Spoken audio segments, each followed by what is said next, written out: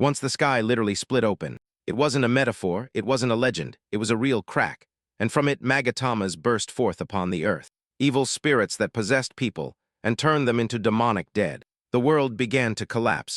Only the orbs could save humanity, a mysterious power that chose its bearers. Those who received it became slayers, protectors, the last hope, and among them an 11-year-old boy, Arata. But he didn't receive one of fire, nor of water, nor any of the 5 great elements. He got Ajin's black orb, a power that doesn't exist within the known attributes, a stranger among his own, an outcast among heroes. While others learned to work as a team, Arata trained alone. While they underestimated him, he grew stronger, and one day his mastery over soot ceased to be a rarity. It became a weapon capable of shaking the very foundations of this world. This content is an original narrative retelling by the channel author, created with a style, its own structure and focus. It does not reproduce the original material literally, and constitutes a transformative work. When the golden orb finally appeared before Arata, he thought his dream of becoming a slayer would come true. But before he could even touch it, his father, that piece of shit, snatched it away, claiming it would sell for a good sum of money. When his brother Ray tried to protest, his bastard father kicked him so hard he slammed into the wall. After his father left home, he went to a man named Tukachura and sold the golden orb for 30 million. Years passed. As Arata and Ryu watched the news about a man who would save the world, the man boasted about his golden orb with a blue ring. They recognized it immediately, because there is only one golden orb for each element in Japan, which meant that orb was undoubtedly Arata's. Of course, they went to confront him immediately. When Ray demanded Takachura return his brother's orb, Takwatora played dumb, and that enraged Ray. With no other choice, Takachura told them he would take them to the place where the orb was, and led them to a room. That was when they realized they had fallen into his trap. There was a magical fissure inside the room. Before they could leave, Takachura immediately trapped them both inside. Suddenly, the fisherman unleashed a dark soul, and of course, as a good brother, Ryu pushed Arata to save him. Ryu slowly turned, but before he was fully transformed, he told Arata that he had always believed in him. Then his brother turned into a giant 4-armed ogre. Seeing this, Arata fell into despair and blamed himself for everything. But he didn't give up. He told himself it wasn't his fault, but the fault of the selfish people who had taken everything from him. That was when the dark orb appeared, as if some entity had been listening. Without holding back, he reaches out for the orb and it fuses with him, sending a wave of pain that accompanies his body's transformation. As he screamed and tried to maintain his sanity, he saw a notification that he had received the protection of the demon realm. In addition to this, he acquired some abilities like Shadow Blade Explosion, Explosive Armor, and Explosive Flash. Meanwhile, Takachura laughs and mocks the two, and talks about his plan to kill them and level up. Takachura boasts about his high status, and the fact that the boys are nothing but peasants compared to him. To him, he has solved the problem, but he didn't know that Arata was undergoing a tough transformation. When the pain finally subsides, Arata realizes that he might have absorbed the power of the orbs. He continues to ponder this. When his brother, now transformed, lunges at him, he almost crushes Arata, but he moves before the blow lands. Arata realizes that somehow, he dodged the blow instinctively, and his body even feels very light. He also notices that there is a status screen in front of him, showing his level, status, number abilities, and even an HP bar. As everything is new to him, he doesn't know if he has become a slayer or not. He continues to ponder all this as his brother charges at him again. Arata shouts with all his might to try, and tell his brother not to be consumed by the power of dark energy. Arata assures his brother that he is going to save him, because it's finally his turn to do so. Arata refuses to move, and just as the beast is about to reach him, it stops abruptly. It lets out a frustrated roar, before breaking through the wall behind them and escaping through there.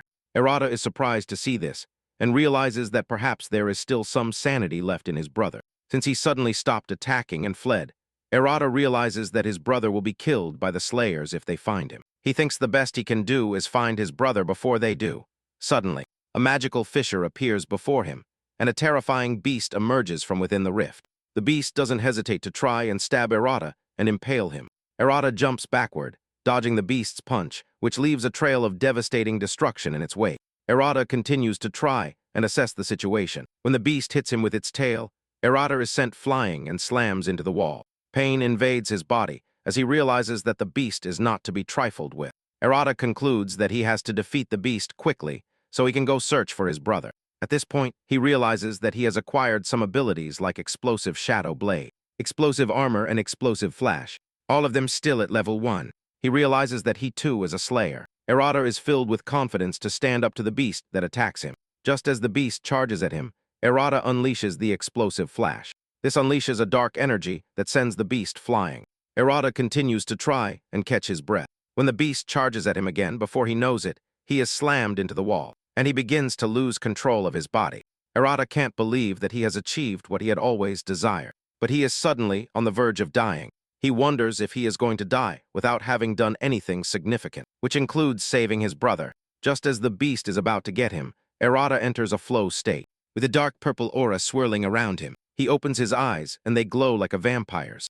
Out of nowhere, the beast is hit by multiple projectiles, causing it to cry out in pain. Arata faints, and when he opens his eyes, he sees the dead beast in front of him with multiple weapons impaled in its body. Arata is surprised to see this, and begins to wonder if he has really defeated the beast. He has no idea what just happened to him, and the system notifies him that he has reached level 3. Arata realizes that he has leveled up because he has defeated the beast, which basically means his stats have improved. However, he forgets whether he has become stronger or not, and decides to focus on finding his brother. He gets up and walks out into the street looking battered. Takatora crosses his mind, and Arata's anger burns fiercer with the determination that he will never forgive the guy for what he did. Suddenly, he loses the remaining strength he had and faints on the street. Meanwhile, Takatora has returned to the room to check if the brothers are dead, only to find a broken wall and destruction everywhere. Tegkoren can't believe what he sees with his eyes when he sees this, because there is no way the brothers could have escaped his clutches. Later, Arata wakes up from the memories he shared with his brother. He looks around and realizes that he is in a strange environment, which turns out to be an infirmary. The last thing he remembers is going to the Gado building and fighting a beast. Suddenly, he realizes that he has a brother who has turned into a beast, and that he needs to save him. Arata is about to get out of bed when suddenly a nurse enters the room, carrying some medical supplies, and telling Arata that he must remain in bed. Arata stutters, not knowing what to say, and the nurse reveals to him that they received a call saying he had fainted on the road. She points out the injuries he sustained while fighting the beast. Arata had completely forgotten about it, but the nurse's words made him remember again. Arata then asks the nurse where he is, and the lady replies that he is at a support center for slayers. The nurse adds that she is not new to this kind of thing, because rookie slayers tend to overthink their first fight, which leads them to the hospital. Arata is surprised to find himself at a support center, and begins to wonder who could have brought him there. The nurse tells Arata to join a guild and get a slayer badge. She is about to continue explaining the benefits of joining a guild, but Arata interrupts her and tells her that he has to go somewhere. The nurse yells at him like a mother, telling him that he cannot move yet because he needs to rest. Arata lies back down on the bed, and the nurse quickly leaves, urging him to wait for her. As soon as the nurse leaves, Arata gets out of bed and walks towards the door. At the door, he overhears some guys talking about the magic beast that appeared near the Godu building. Arata realizes that the beast they are talking about is his brother. He also overhears them talking about an unidentified slayer accompanying it. The guys reveal that it will be a problem for them to handle the beast if it ends up entering a magical fissure. Arata immediately realizes that the guild is hunting his brother, and that it won't be long before they find and kill him. Arata immediately realizes that he has to find his brother quickly. The nurse returns to the room, only to see that Arata has disappeared through the window. Arata runs down the street, worried that his brother is going to be sent to the afterlife. He remembers that they talked about a magical fissure, and realizes that his brother might be trapped in one. Given that this is the case, Arata decides that he has to check all possible magical fissures in the area. Suddenly, he hears an announcement on the phone, informing him that a magical fissure has appeared in the Asahi area, and that civilians are advised to evacuate the area. Due to the timing of it, Arata decides to go and check it out. He arrives at the location of the rift, and discovers that it is low-ranked, bronze rank. He realizes that a barrier has also been placed around it, meaning someone from the association has arrived there. But there is still no presence of any slayers, as this is the first time he has entered a magical fissure. He is a little nervous and scared, but he overcomes it by realizing that he has to save his brother. The moment he enters, the system receives a notification that there is someone trying to clear the magical fissure. Arata is impressed when he sees what the inside of the fissure looks like. It looks like a desert, completely different from the outside world. As he has no idea where his brother might be, he decides that he has to venture further in. Suddenly, he receives a mission notification, asking him to defeat the boss to clear the fissure. As there is a boss in the fissure, he deduces that it will be at the deepest part of it. However, he knows that he will encounter other beasts along the way, and the question of whether he can defeat them or not lingers in his mind. Suddenly, a level 3 beast appears before him. He remembers defeating a beast the day before, but he doesn't really know. However, he realizes that he has no choice but to fight the beast. He resorts to his skill list and pulls out the shadow sword. Arata is glad he managed to get it. The beast charges at Arata, but he blocks the monster's bite with his shadow sword. Arata fights the beast as he grits his teeth trying to gather his strength. Arata ends up being pushed back by the beast. Arata finally realizes what it means to face monsters that he has been training with his brother, but this makes him realize that it barely makes a difference against the monsters. Nevertheless, he composes himself and attacks the beast, slashing it to pieces. After defeating the monster, he receives the notification that he has gone from level 3 to level 5. Before he can catch his breath, a pack of monsters appears right in front of him, causing a surge of fear. Arata can't believe that a bronze-ranked dungeon can produce such a quantity of monsters. Arata wonders if he can really face all the monsters if they attack him at the same time. Instead of letting fear paralyze him, Arata was ready to face the monsters. He is convinced that he has a chance against the monsters and can use the broken ability he used the day before. The moment the monsters run towards him, Arata realizes that he is lost because he doesn't even know how to use the overpowered ability. Just as he is about to be run over, a massive firepower appears and heads towards the monsters. Arata is stunned and hears a voice behind him asking about the nature of the ability he just used. Instead of answering the question, Arata is impressed by the overwhelming firepower he just witnessed. The unknown guy looks at Arata as if he were a threat and reveals that he received a call from the association about an unidentified slayer. And judging by what he just saw, he assumes Arata is said slayer.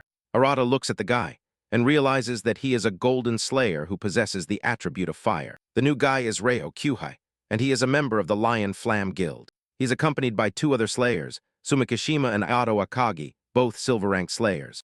Arata wonders why that guy is there, as he is one of the 5 great kings. Some of the beasts interrupt the conversation, and Reo, angered, reduces them to ashes, with just a snap of his fingers, leaving a cloud of fire behind him, only to cultivate his aura in front of our protagonist. This affects Arata, who is witnessing the power of a golden slayer for the first time. Reo approaches him as he talks about the unusual number of monsters in the fissure. Since it is a bronze-ranked fissure, Reo points to Arata's shadow sword and asks what his ability is. This question catches Arata by surprise, as he has been wondering what his ability is. He only knows that the ability is not part of the 5 main attributes, but he doesn't know which one it is. Reo becomes even more curious and says that Arata is a strange person who also wields a strange ability. With a stern face, Ryo asks him what he is doing inside the fissure. Arata realizes that he obviously cannot say that he is looking for his brother, because they would also tag him for subjugation. Arata decides that he will simply ignore the question and move on. Arata turns around and thanks Ryo for his help as he walks away. Basically, orbs are like a wish or a prayer, as they resonate with one's strength to produce an attribute closer to the user. This is common knowledge, but Ryo sees no indication of it in Arata. Ryo then stops him, telling him that he has finally discovered that he is the irregular slayer they are talking about. Arata stops to argue with Ryo and tells him that he has no idea what he means by an irregular slayer.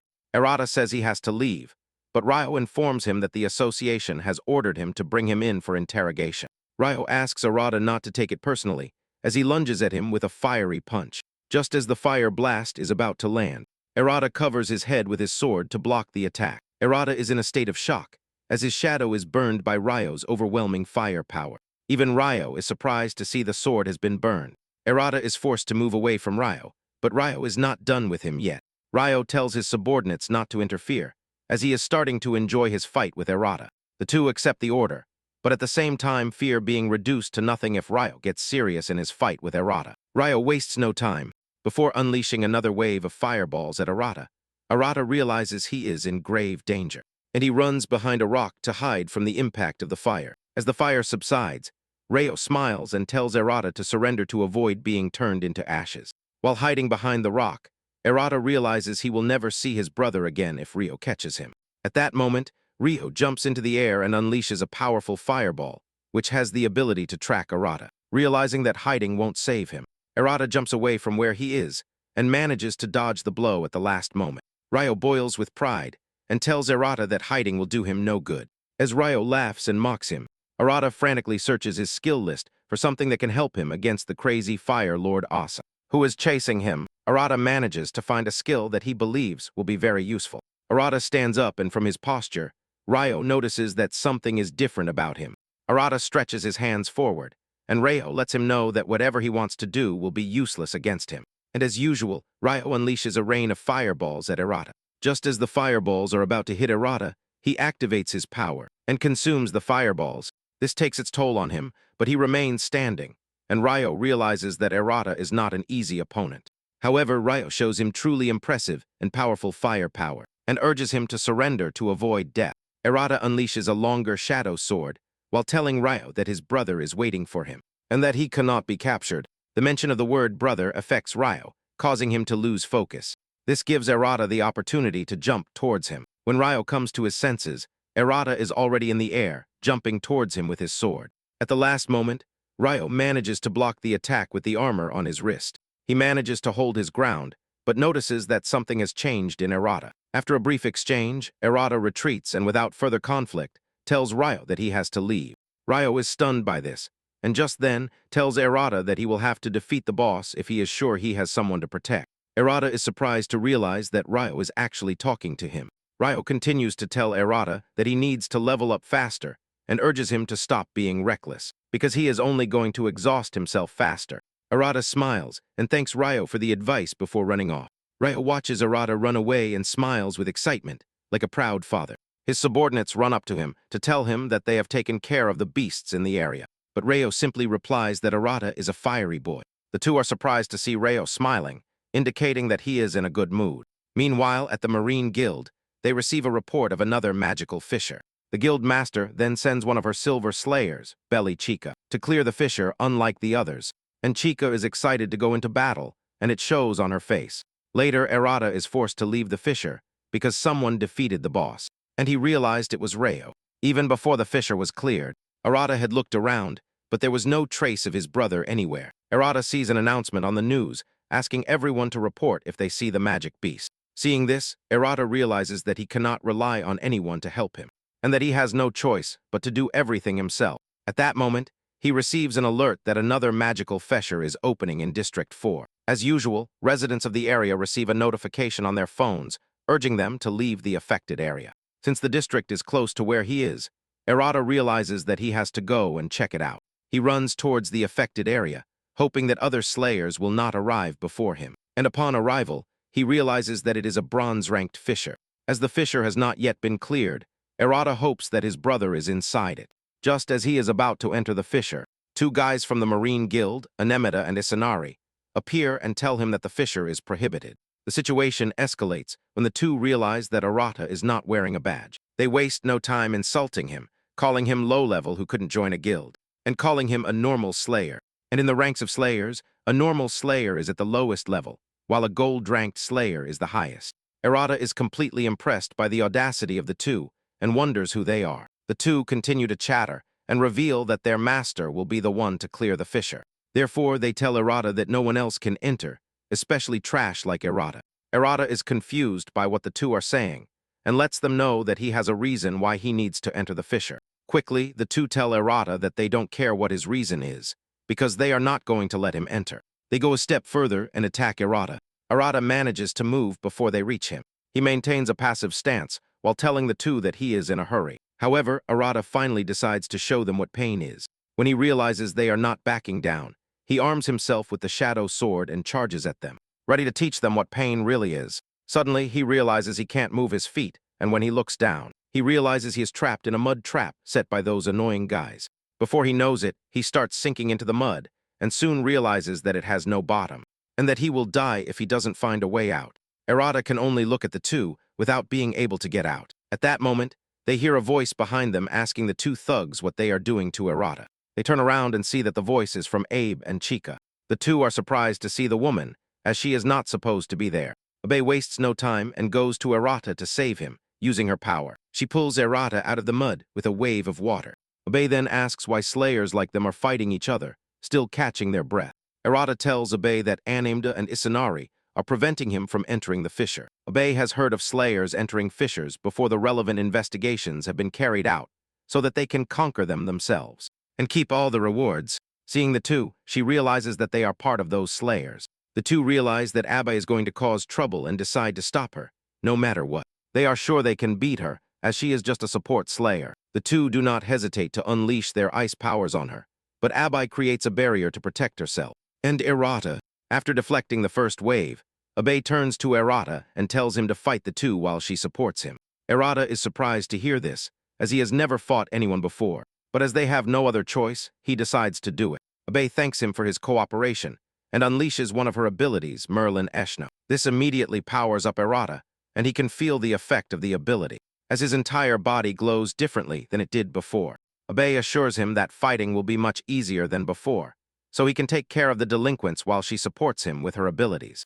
Erata happily accepts and charges towards the two at breakneck speed. The two are surprised, as Erata is now faster than before and before they can react. Erata hits them with his Ajin Slayer sword in one blow and defeats them. Erata feels no side effects, even after what he just did. And when he checks his stats, he realizes that they have gone up a lot. Abai yells at him, asking him if he has cut down the two, but Erata tells her that he only hit them with the back of his sword. Abai is relieved to hear this, but she does not like that the guys from her guild are making a fool of themselves. Erata notices the Water Slayer badge on her chest and deduces that she is also from Takachura's guild. The two finally introduce themselves, and Abai admits that Erata is quite strong. Before they can continue their conversation, they hear the two thugs getting up to flee. As they flee, they mention the name of their supposed master, who turns out to be Takachura. This catches Erata's attention, and Abai also becomes interested. She reveals her plan to tell the guild master, Rei, what Takachura is doing behind his back. After the thugs have left, Abai reminds Erata that they need to clear the fissure. Erata hesitates, but Abai tells him that guild members will arrive soon. However, she can continue fighting alongside him until then, as she has obtained permission to clear the fissure. Erata is really confused when he hears this. Abai then tells him that it is for the best. They team up due to reports that lower-ranked fissures have been showing abnormal characteristics. Also, Abai is a support slayer, and Erata remembers that Abai's previous buff was really broken. He finally has the chance to thank the lady, and Abai asks him again if he is willing to clear the fissure with her. As the offer is too good to pass up, Erata decides to accept it, excited for their latest collaboration. The two enter the fissure with the goal of clearing it. Upon entering the fissure, Erata is surprised, as it looks completely different from the previous one. It's more like a cave with scary places everywhere. Abai explains that the inside of a fissure is a different dimension, so they normally don't know what kind of place it will be. Abai suggests that they be careful, and Erata agrees. As they proceed, Erata begins to realize that there is no trace of any magic beast. And furthermore, his older brother does not appear anywhere. Erata did not expect to see his brother easily, but since he was fortunate enough to enter the fissure with a silver-ranked slayer, he plans to learn how to fight properly while leveling up. Suddenly, they stumble upon a level 5 goblin that seems eager to drink their blood like a cocktail. Erata remembers having trouble with the goblin the day before, even though they are considered the weakest magic beasts. Without hesitation, Erata goes after the goblin and cleanly cuts off its head. Erata continues to smile about defeating the goblin when an entire army of them appears. Fear takes over Erata as he sees how many there are. He wonders if he really has what it takes to defeat the goblins. At that moment, Abai gives him a boost, increasing his stats as usual. Abai smiles at him from behind and tells him to show the goblins who is boss here. Erata gladly follows Abai's instructions and mercilessly takes care of the goblins. After defeating the goblin troops, he goes from level 5 to 6. Abai congratulates him on the good job and tells him that it should be easy to handle bronze-ranked beasts with her around. Erata agrees with her and tells her that his body is brimming with power. And Abai boasts about it, telling Erata that she is called the backbone of rear support in her guild. Suddenly, Erata senses a sinister presence behind them. He yells at Abai, telling her that there is danger behind her. A goblin approaches her, ready to attack her, but Abai's shield is able to block the attack. Abai turns around and with anger reflected on her face, sends the goblin flying. Erata is impressed to see how Abai is able to combine multiple abilities in seconds, which shows how experienced she is. Besides being agile, she can also provide support to anyone with her. Abai notices that Erata is lost in his thoughts and snaps him out of his reverie, reminding him that they need to move on. Erata now sees Abe as an idol and plans to level up to be as strong as her. Erata expresses his desire to be able to protect people the way she does. Abe smiles and tells him that his dream is good. However, she tells him that he will have to defeat the goblins surrounding them. It is then that Erata realizes that they are in the middle of a goblin army. He wonders how many goblins he will have to fight, but he realizes that Abai is calmer than ice. Just like before, Abai gives him a boost, telling him to take care of the goblins. Arata is grateful for the support he receives from Abai, which fills him with determination. He goes after the goblins and starts killing them mercilessly. As he takes their vital parts, he also levels up in no time at all. Arata has finished off the entire goblin army surrounding them. Then the notification arrives, telling him that he has gone from level 6 to level 10. Arata is surprised to see this. But as a reward for reaching level 10, Arata unlocks another ability, the explosive cannon. However, his excitement for getting a new skill fades when a new group of goblin monsters appears. This time, they come with a greater force that even makes Abe tremble. Abe tells Arata that their only chance against the goblins is to attack them first. Abe asks Arata if his ability is strange, but asks if he can attack from a distance, because if he can't, they will simply be overrun. Speaking of a long-range attack, Arata remembers that he just got a new ability, the explosive cannon. He realizes that the ability is for situations like this. Arata selects the ability and fires the cannon at the goblins with a single burst of magical energy from his palm, taking out some of them. However, Arata does not stop there, as he continues to fire the cannon, and before he knows it, he has taken out the entire goblin army. Abe turns to look at him and smiles. Arata knows what that means, and is glad that he lived up to Abe's expectations. Abe then suggests that they head to the boss rooms, and Arata does not object. At that moment, he receives the notification that he has gone to level 12. Shortly after, they reach the deepest part of the cave, and Abai tells Arata that she can sense the boss inside the dark cave. She asks Arata to be careful as they advance.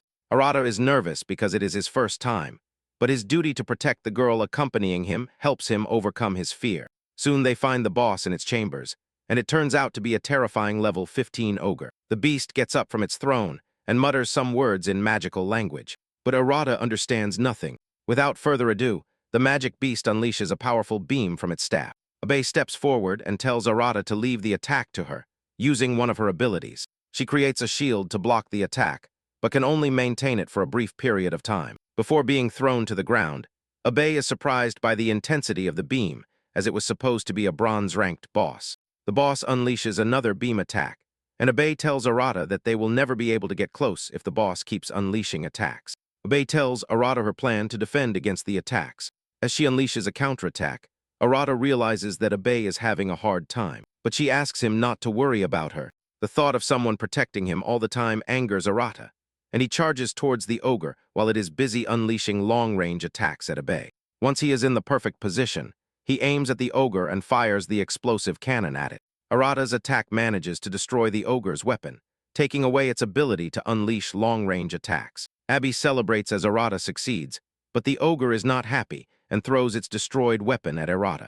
The sudden and unexpected throw by the ogre leaves Arata clearly exposed to the attack. He tries to move, but realizes just in time that he is not going to make it before he has the chance to move. The weapon goes straight through his body. Arata spills blood from his mouth as he falls to the ground.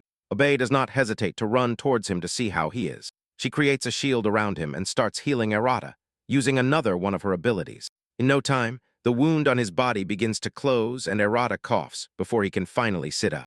Abe tells him that what she just did was first aid and asks him if he can still move. Arata thanks her for the help and assures her that he can still move. The two are surprised when the ogre charges at them again. Arata cannot believe that such a large creature is so agile and is heading straight for them. The ogre intends to slam them against the ground as it unleashes a punch at them, but Abe's barrier manages to block it. She struggles against the ogre's power, and Arata realizes that they might be lost if they do not manage to defeat the ogre as quickly as possible. Arata pays attention and notices that there is a small opening on the ogre's neck that its armor does not cover. He realizes that aiming for that spot will help him defeat the ogre. Just like before, Abe keeps the ogre busy while Arata tries to get into the perfect position. This time, the ogre senses what he is going to do and stops paying attention to Abe.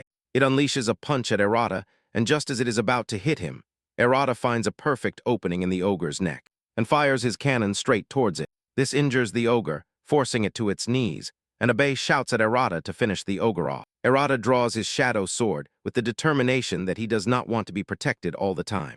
Before he swings his sword, Abe does not stand by but provides him with some energy. Arata smiles as he receives Abe's buffs. Arata charges towards the ogre and jumps into the air, putting all his might into the blow. The force of the blow is able to decapitate the ogre and leave it headless. Blood spills everywhere as the ogre loses to our protagonist. Arata stares at the ceiling of the cave and receives the notification that he has leveled up once again. Abe smiles as she runs towards Hideta and raises her hand for a high five. Arata is happy and surprised at the same time, but returns the gesture. With the boss defeated, the fissure begins to collapse, and the two run out before becoming victims of the fissure. The two manage to escape the fissure by a hair's breadth. Before it disperses, Arata realizes that he has not found his brother, but he manages to become stronger. He thinks about it. As he falls to his knees from exhaustion, Abe notices that the guy is badly injured, and she grabs his hand and tells him to follow her. Arata wonders if they are taking him to the infirmary. However, instead of the infirmary, Abe takes him to the Marine Guild building. She takes him to the waiting room and gives him clothes to change into. She then leaves and tells Arata that he has to make a report first. 15 minutes later, Arata wonders why the girl is taking so long. He decides to leave the room to see what is going on.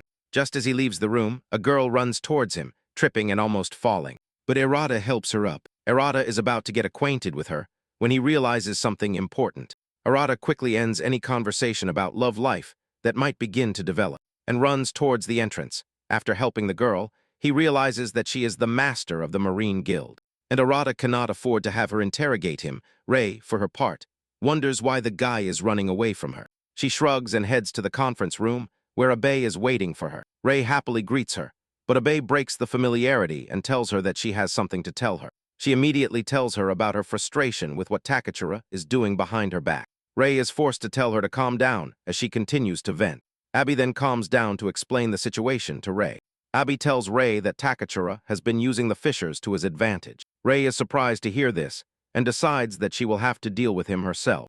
However, she remains concerned about Arata, whom she met earlier. The next day, Arata considers himself lucky to have escaped Rei while praying that she does not suspect him.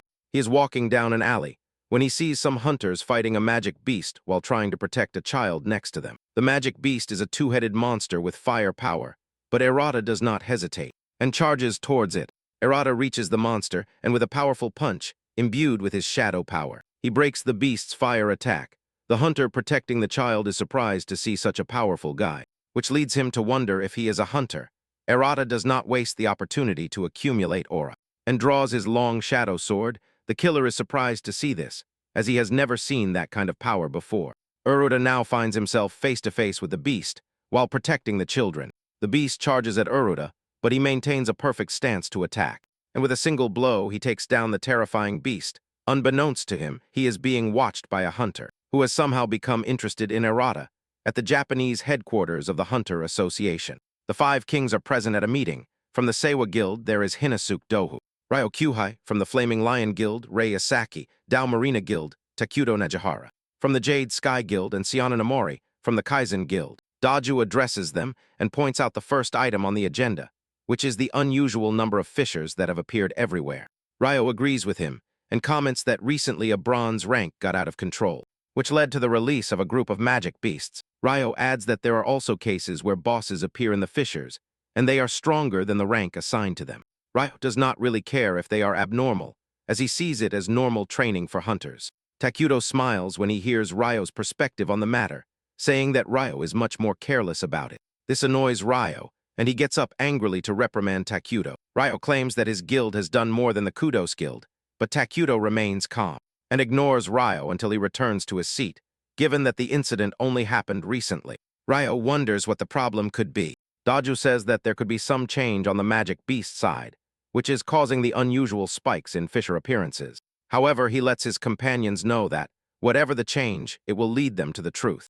He asks them to report any minor changes to him, and everyone accepts the order. After this, Daju moves on to the topic of the irregular slayer, who has been going from one fissure to another without registering as a proper slayer. Daju says that no one knows the reason why he is doing it, but he suspects that the change is not only affecting the magic beasts, but also the slayers.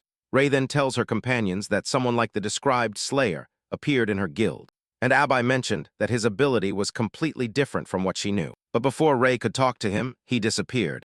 Meanwhile, Takuto is the guy watching the slayer from a rooftop, but he decides not to share anything with his companions. Rei tells her companions that the unidentified hunter might believe his ability is unique and different, so he does not belong to any guild. When Rei raises this observation, Takuto chimes in saying that there is a possibility that Arata is a magic beast. Ryo immediately shuts him up and tells him to stop talking nonsense while defending Arata.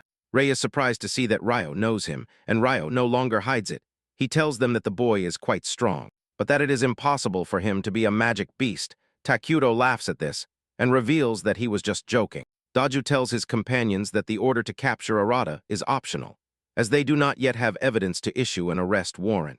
Sion finally speaks and tells his companions that, since Rata is not ready to enter, there is no reason to obsess over him. After giving his first opinion at the meeting, Sion gets up to leave, being the villain she is. She states that she has a team meeting to attend. She reaches the door and notices the camera at the top. She has no idea what it is, but unbeknownst to her and the rest of the team, Takachura is the one watching them. Using the camera he has carefully placed in the room, what Takachura has seen. He realizes that Arata is a cause for concern for the Five Kings, and thinks about capturing him to increase his influence within the association. Also, there would be no more chaos, and he would kill two birds with one stone. He realizes that he needs information if he wants to capture the irregular. With the information he has, he believes that Arata has acquired the unique ability of light, while his brother has undergone a transformation into a magic beast. With these two factors in mind, Takachura deduces where Arata will appear next. He gets up from his seat and decides that he must deal with Arata before it is too late. Later, Arata finds people fleeing from a magical fissure, but he runs towards it. Just as he is about to reach the fissure, he is intercepted by Takachura, who is fully clad in Slayer armor, and sports an annoying smile. Takachura mocks Arata for his determination to cling to life, but lets him know that he is there to grab him and take him back to the association. He urges Arata to follow him silently, but Arata shouts at him not to get in his way. Takachura mocks Arata for the fact that his brother has become a magic beast and is running around. Takachura laughs in Arata's face as he tells him that he is going to kill his brother. Anger takes over Arata, and he fires his cannon at Takachura. Takachura does not seem scared as the attack comes at him, and he easily repels it with a single shot. Arata is surprised, but refuses to back down and draws his shadow sword. He charges at Takachura, but he is too slow for Takachura. Takachura unleashes a long-range attack to try and consume Arata. Arata is forced to use his sword to block the attack, but he cannot withstand the full power of the attack, and falls to the ground in pain. Takachura wastes no time mocking Arata, telling him that his power is only unique because it has never been heard of before. But it is quite weak. Arata manages to get up crawling, as he wonders what could be going wrong, as he is supposed to have leveled up his explosive cannon and his burning shadow sword. And he starts to wonder if he will not be able to defeat a golden slayer. No matter what he does, even in the face of defeat, Arata manages to get back on his feet. Takachura is surprised to see that the guy still has some strength left. Arata then unleashes a skill called Hajin Darkness, and this creates a black smoke. Takachura does not move from where he is, as he believes that Arata is creating nothing more than a smoke screen. He wonders what Arata is trying to do, but suddenly a shadow attack flies towards his neck. He barely manages to block it with his powers, and angrily cuts off other strange attacks that might come his way. When the smoke clears a little, he sees Arata charging towards him. Arata almost knocks him down, but Takachura easily blocks the blow. Arata lets him know that he has reached the end of the road, but Takachura argues with him and tells him that he will continue to grow to become one of the Five Kings. Also, he wants to take over the Marine Guild and gain full control of the association. Arata argues with him and tells him that he will not stand by and let that happen, as he is not someone fit to be one of the Five Kings. Takachura pushes Arata back as he tells him to stay in his place, which is among the dregs of society. Takachura draws his ice sword and tells Arata that he plans to sacrifice him with it. He mocks Arata by telling him that his sword is no match for his, but Arata painfully replies that the orb Takachura is using originally belonged to him. Arata says that his older brother would still be human if Takachura had not stolen the orb from him. Arata furiously unleashes a dark aura from his body, as he remembers that Takachura is to blame for everything that has happened so far. Arata lunges furiously at Takachura and tries to cut him down, but he blocks it. Takachura realizes that Arata has become a bit more powerful than before, but he still believes that he is no match for him. Takachura pushes Arata back, while urging him to surrender without resistance. Takachura demonstrates how lethal he can be when he unleashes a powerful ability, the Ice Emperor's Prison, which freezes the entire area, and Arata finds himself trapped in the ice. Arata's movements are restricted, and Takachura unleashes powerful icicles to finish him off. With no possibility of dodging the attack, Arata is rendered unconscious. Takatora continues to mock him for being knocked out by an attack that is not even his best. He aims his sword at Arata, ready to finish him off and be able to tell the association any lie he wants. Just as he is about to kill him, he receives an ice attack that stops him. This surprises him. And when he turns around, he sees Rei and Bei looking at him with disgust. Rei mentions how Takachura has been causing trouble and asks him why he is fighting in public during the day. Takachura is surprised to see the guild master, and she reveals to him that she has been watching him. Rei now sees that Takachura tends to do as he pleases when she is not present. Takachura tries to justify what he did by saying that Arata is not irregular, but Rei lets him know that that does not give him the right to hit him. Bei approaches Arata to help him, and in his weakened state, Arata sees Rei and recognizes her from the guild. Bei uses her ability on Arata and heals him. Arata finally opens his eyes and sees Bei by his side, which surprises him. He tries to move, but Wei urges him not to because his wounds will only reopen. Arata shows his hatred towards Takachura by shouting that he will never forgive him, but after saying this, he passes out. Takachura then tells the girls that they will be going against the association if they plan to heal Arata and take him under their protection. Rei tells Takachura that the association has not issued an arrest warrant. However, since this is the case, she plans to request permission to put him under the surveillance of the Marine Guild. Takachura wants to argue, but Rei urges him not to and tells him that she and Abby will take care of Arata. Takachura reminds Rei that he is also a golden slayer like her. Rei asks him what he means by that, and Takachura suggests that they expand the guild while working together, as he plans to support the guild with his Godu Corporation. Rei makes her stance clear to the guy by telling him not to come any closer to her. Takatora is forced to retreat, but tells Rei that she will come running back when she sees how great he is. Rei is disgusted by Takatora's presence and tells Bei to take Arata to the infirmary, promising her that she will be there soon. Shortly after, Harada wakes up in the Marine Guild infirmary. He tries to get out of bed, but Abai is there to stop him and tells him that she has a lot of questions to ask him. At this moment, Abai says that she has a bad feeling because Rei has not shown up yet. She leaves the room while telling Arata to stay in bed and not to dare to run away again. Abai runs down the hall and soon finds Rei, who claims that she got lost while trying to locate the infirmary. She grabs her by the hand as she scolds her for getting lost.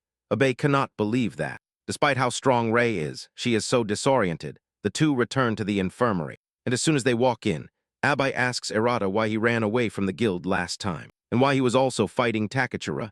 Arata stutters as he tries to answer, and Rei tells him that he can be protected if he registers with the guild. Also, he will get other benefits, but she wonders why he does not sign up. Arata continues to refuse to say anything, and Rei tells him that no matter what, they will put him under surveillance, but that they are not going to try to control his life. After saying all of this, Rei asks him if he is ready to talk. Arata opens his mouth to talk, but he falls silent again. He realizes that if he says anything, it could put his brother in danger. Realizing that he is not ready to talk, Rei decides to back off and tells the two that it is time to go. Arata is confused, but Abai is happy to hear it. Later that night, Arata finds himself visiting a restaurant with the girls. He is surprised that he was able to get out of the mess from before so easily. Abai tells him that he has been fighting for several days, and although it is okay to be a workaholic, she lets him know that it is good that he takes breaks. This appeals to Arata, who realizes that it has been a long time since he has eaten properly. In front of him are delicious dishes and meat, which he can easily eat. He decides that he is going to get some rest before he goes out to look for his brother again. Abayo encourages him to eat all that he wants, because the guild will pay for everything. Arata is surprised to see such a kind gesture from the ladies. He realizes that they have been helping him relentlessly, but he has done nothing in return. He wonders if it is okay for him to accept the food, but he soon realizes that he cannot resist it. Arata immediately dives into eating and thanks the two for their help. Tears fall from his eyes as he enjoys a good meal in what can be considered an eternity. The girls also join him to eat, and they seem happy as they do so. Arata wonders if he would have had the opportunity to sit with the girls if he had not gotten the orb. After eating a bit, Rei decides to ask Arata some questions. She tells him that he can also ask her whatever he wants, and the first thing she asks him is if he has recently become a hunter. To the side, he mocks Arata by telling him that he is lucky to be able to have a one-on-one conversation with Rei, as people from the guild rarely get that opportunity. Arata decides to take advantage of the situation and tells Rei that he has a question to ask her. He asks her how the guild locates the magic fissures. He asks because he wants to get to a fissure before Takachura. Rei then reveals to him that they predict the fissures just like earthquakes are predicted. He explains that they analyze factors such as geomagnetism, gravity, and past disturbance cycles in the field, which they combine to get an approximate location of where a magic fissure will open. However, the accuracy is usually around 60%. Abel can see Ray smiling around Rada, something she considers very unusual. Suddenly, Ray receives a notification on her phone, informing her that a magic fissure will occur near the LK building in less than an hour. Based on the evaluation they have seen, it appears that the fissure will be silver class. Ray becomes worried seeing this, and tells the two that they no longer have time to sit around eating. She believes that high-ranking monsters will appear in the fissure. She turns to Abe, who immediately volunteers to go. Without hesitation, Errata also says that he would like to go because Abe will be going with him. Ray tells Errata that she will allow him to go to the fissure. However, she urges him not to let his guard down because this could turn against him. Errata assures the lady that he will be careful. Deep down, Errata convinces himself that he should be able to handle a silver-ranked fissure. As he has been leveling up, Abe and Errata then head towards the intended destination where the fissure is set to appear. Just as it was predicted, they watch as the crack opens up, and as expected, it turns out to be a silver-ranked fissure. Abe can feel Errata's excitement and asks him if he is okay. Errata assures the lady that he is fine and that he can easily handle the fissure. Errata and Abe then run towards the fissure to try and clear it. This time, they find themselves inside some ruins. Errata is forced to ask what is behind the fissures. Abe says that it is said to be a place where beasts live, but no one can say for sure that that is all. Abe says that fissures disappear when the boss is defeated, but she is quite sure that there are places that do not disappear. Harada is surprised to hear Abe's opinion on the matter. Harada continues to talk about how there are no enemies nearby, when suddenly he hears something approaching. Before the two know what is happening, a level 25 sandworm appears beneath them. It shows its large mouth covered in large teeth and suddenly dives back into the sand. Abe tells Errata that they just have to listen carefully to the sandworm. Abe concentrates on her hearing and is able to realize that the sandworm is targeting them before it emerges from the sand. She then adds that there are several.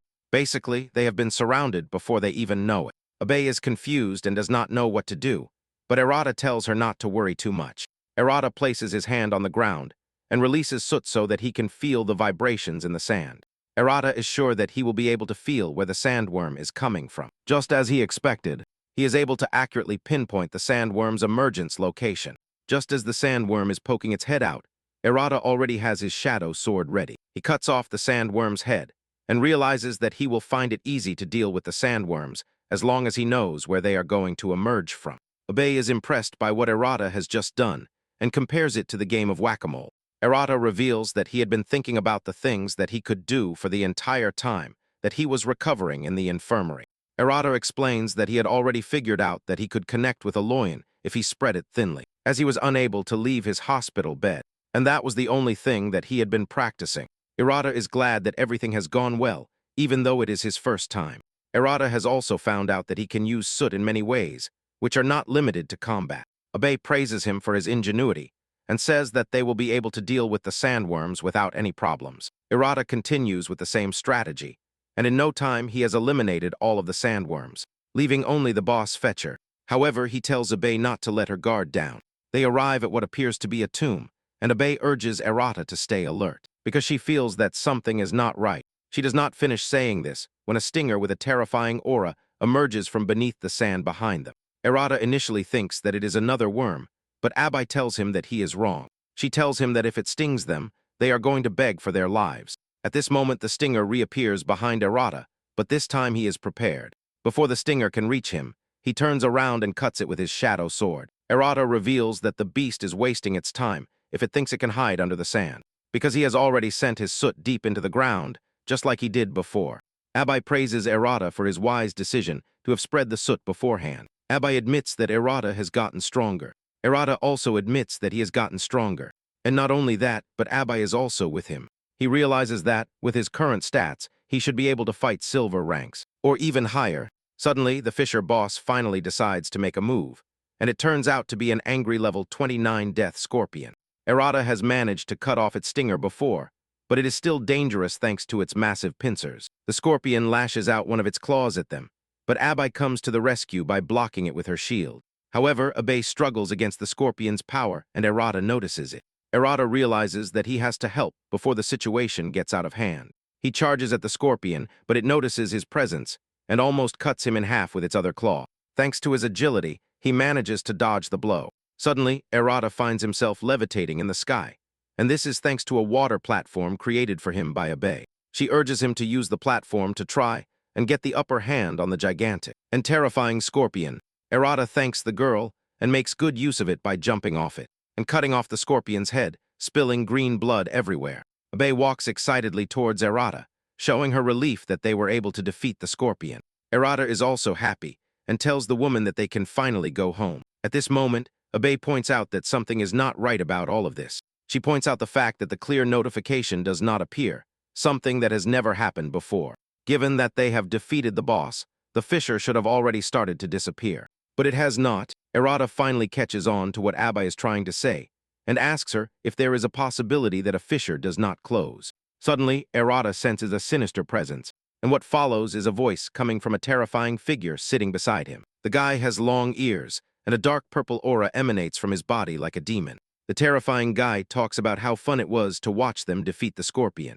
Arata and Abby are surprised to see a magic beast. Even though they have defeated the Fisher boss, what surprises them most is the fact that the magic beast can talk. The guy then reveals that he likes to control beasts to take down hunters. It is then that Abe realizes that the magic beast talking to them was the one controlling the Fisher boss. Something totally unheard of. The magic beast then decides to show the two what it is capable of. As the scorpion's claws are still around, it uses its power to begin controlling the scorpion, telling it to fight to the end. It is then that Arata realizes that the guy can control monsters even when they are in pieces. The scorpion charges at the two of them, and they frantically unleash their long-range attacks to take it apart. The guy is not impressed by the scorpion's display and suggests that the two become his puppets. Abe can only wonder what on earth they are up against. With a snap of his fingers, the terrifying guy opens a fissure and tells them that they are free to enter. He promises them a great welcome if they follow him. Arata cannot believe that they have stumbled upon a fissure within a fissure. Arata realizes that the guy is hijacking the fissure and gathering bosses. Abe tells Arata that the fissure ahead of them appears to be the main base. The fissure looks more dangerous than all of the others they have encountered. But Abe realizes that they must enter to defeat the guy if they want to clear the original fissure. Finally, the two realize that the back battle is about to begin. The two enter the fissure, although they are nervous. The fissure looks like a castle, and Arata wonders if it is connected to the human world. Meanwhile, someone is watching them from above without them realizing it. Suddenly, the magic beast above them jumps down at Arata with a sword ready to decapitate him. However, Arata turns around just in time and fires his cannon at the beast's chest, killing it by creating a large hole in its chest. At this moment, the two realize that they are surrounded by a horde of monsters, which appear to be boss-class monsters, and they are all under the guy's control. Arata cannot believe how shameless the guy is for turning other monsters into his puppets. Abe tells Arata that perhaps they are strong enough to defeat all of the monsters. Arata draws his sword and kills several of them, but they continue to attack him. The moment they realize that they are getting tired, they realize that they must ignore the other boss-class monsters and focus on defeating the main guy. Abby points towards where they need to go, and the two run in that direction as the other puppets chase after them. They manage to reach the throne, where the guy is sitting waiting for them, and although they have managed to reach him, he has terrifying knights by his side, and they are both wielding giant swords. The guy tells them that they may have eliminated most of his puppets, but that he still has many more in reserve. Abe then points out that they are going to kill him, as his end will also mean the end of his supposed puppets. The guy laughs at them and tells them that they can only boast, but to him they are nothing more than trash. Arata then asks him why he goes to so much trouble to gather magic beasts, and the guy mentions that it is fun for him. He considers turning other beasts into his puppets, and being able to control them at will is the best there is. He then says that humans are the same to him, which is why he wants to turn Arata and Bei into his puppets. As he is strong, he believes that he has the right to take advantage of the weak. Arata then decides to ask him the big question. He wants to know if there is any way that a human who has transformed into a magic beast can return to normal. Abe is surprised by this question, but the great evil demon immediately realizes that there is a person that Arata wants to return to normal. Arata, angered, asks him again, and the guy tells Arata that he may be willing to tell him if he manages to defeat him. At this moment, the guy unleashes his power, which allows him to control blood. The blood sharpened into projectiles aimed at Arata, and he managed to block most of them with his power. However, he takes the impact of the rest while still dealing with the blood attack. One of the knights reaches him. Errata watches as the knight swings his sword, ready to finish him off. But Abai comes to his rescue. As usual, she creates a shield to protect Errata and block the knight's attack. However, this only puts a great strain on Abai's body. Errata runs to see how she is, but she assures him that she is fine, although it is clear that she is not. Abai then urges Errata to finish off the great evil demon, while she takes care of the knights. Errata promises to finish off the demon, and charges at him with the determination that he cannot allow Abai to get any more hurt than she already is. Abai casts a healing spell on herself to be able to move a bit, and thus be able to take care of the knights, and regroup with Errata. Abai knows that their only chance is to get rid of the beasts once and for all, and there is only one way to do it. She puts all her might into the only skill she is convinced can help her. She charges and unleashes a powerful blast of energy that takes apart the knights. However, the knights reorganize once more, but Abai is not surprised, as she suspected that something like this would happen. Abai is ready to face the knights with all the energy she has left. As Errata rushes towards the great evil demon, the demon notices that Errata is stopping his bleeding by mixing Hajin with his blood to clot it. The demon considers it a very clever trick and smiles as he asks Errata if he is from the same world as him. Errata is surprised to hear this and realizes that the guy is referring to his unique ability. Instead of talking too much, the demon suggests that he finish their fight. He wants to see which one is stronger, whether his blood. And Arata's Hajin. The demon unleashes his blood at Errata, but Errata disperses the blood with his blast cannon. The demon then tries another trick. He unleashes a blood whip at Errata, waiting to see how he handles it. Errata is able to cut it with his shadow blade, and this level of intensity from Errata excites the demon. He continues to lash the blood whip at Errata, but he keeps blocking it. He mocks Errata by telling him to unleash all that he has. Errata, for his part, realizes that the demon will just exhaust him with the way the fight is going. The demon mocks Errata again, telling him that he is a boring fighter. The demon goes a step further and tells Errata that he might go after Abai. Once he is done with him, the demon directs his blood attack at Abai, who already has her hands full with the knights. Errata turns around to scream Abai's name, but at this moment, he feels a blood spear pierce him from behind. This confuses him and leaves him stunned. As he coughs up blood, he collapses onto the ground, and the demon mocks him for looking away during battle. The demon then prepares to turn Errata into his puppet, just as he promised. He aims his blood spear at Errata, but Abai somehow manages to reach him and protect him. Once again, the demon gets angry with him. Abai is ruining his fun, and Abai admits that the demon is quite good for having defeated Errata. Instead of arguing with the demon, Abai begins to heal Errata with her powers. Without him knowing, when the demon notices, he mocks Abai and tells her that Errata died because he was protecting her, but lets her know that there is no need for her to heal him. The demon's words hit home as she hears that she is the reason why Errata has died, which reminds her of how a monster took out her sister Minato right in front of her. Abai wants to get lost in the process, but manages to calm herself down by realizing that the demon is only trying to affect her. She realizes that she just has to wait until Errata recovers. As Abai is unwilling to give up on Errata, the demon decides to play with both of them. He unleashes his blood whip at Abai, but she blocks the attack with her water shield. The demon laughs at her as he realizes that she uses water attributes. He continues to attack, but Abai blocks it all and tells the demon that her water attribute exists to stop the bloodshed. Apparently, her water attribute has what it takes to mix with anything, so it is ideal for support. She has been training overtime just to master her support functions. At this moment, the demon realizes that Abai is diluting the intensity of his blood by mixing it with water. The demon does not care much about this and realizes that he just has to bleed more.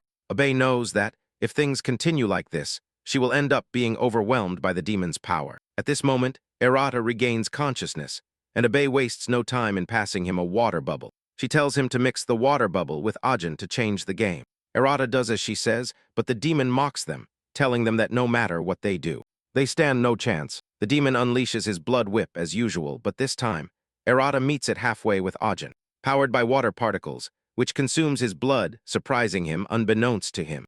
Water is the most adaptable and easily amplifies power. Abai then leaves the fight to Errata and urges him to finish off the demon. Errata wastes no time as he runs towards the demon using his shadow sword. He cuts him right in the chest. Blood spills everywhere, and the demon feels the impact of what Errata has done. He collapses onto the ground as he clutches his chest in pain. He admits that Errata has gone too far by being the first human to have caused him pain. The demon cannot believe that he is always the one to have the upper hand, but everything is about to change. The demon known as Valget has a flashback of when he was about to leave his domain. His subordinate then told him not to leave, but he insisted. And before leaving, they told Valget that the one thing he had overlooked would come back to haunt him. Valget is surprised that everything is happening just as his subordinate had told him. Errata then demands that he teach him how to turn humans into magic beasts. Valget laughs at Errata, claiming that he said he would only tell him if he won. Errata becomes enraged and shouts at him, demanding that he tell him how to turn his brother back into a human. Valget takes a deep breath as if he wants to tell Errata something important, but changes his mind and begins to mock him, saying that it is impossible. Valget claims that there is no way a human can turn back to normal once they have transformed into a magic beast. Errata turns pale from the shock and disappointment. Valga does not hesitate to take advantage of this to mock him. Errata watches in horror as Valga dies and turns into dust in front of him. Errata then levels up from level 15 to 21, but remains motionless.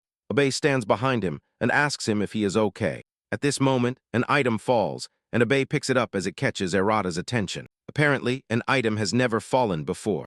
After a fight, Abe tells Errata that he might be able to get a special ability by using the item. She passes it to Errata to use, and when he picks it up, he realizes that it is a vassalage ability.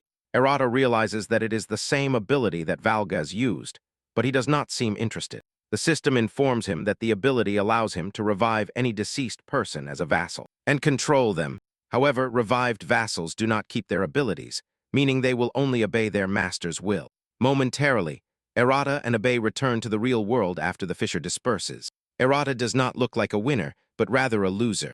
Valget's words continue to echo in his head, but he does not want to believe that there is no way out.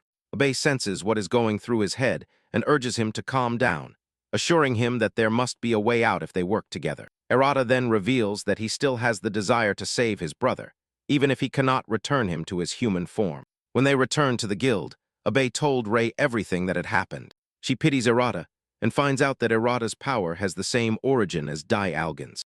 Abe then suggests that they capture Errata's brother and put him under surveillance. Abe tells Rei that Errata would never hurt anyone, even if he shares the same power as magic beasts. Abe assures Rei that she knows this well from fighting alongside Errata, and even if it were ever to happen. She tells Rei that she herself will stop Errata, realizing Abe's determination. Rei agrees with this, but tells Abe to leave Errata and let him rest. She tells Abe that she will consult the association about her proposal. Meanwhile, Errata returns to his old home. The entire apartment looks like a rat's den, as if no human had ever lived there.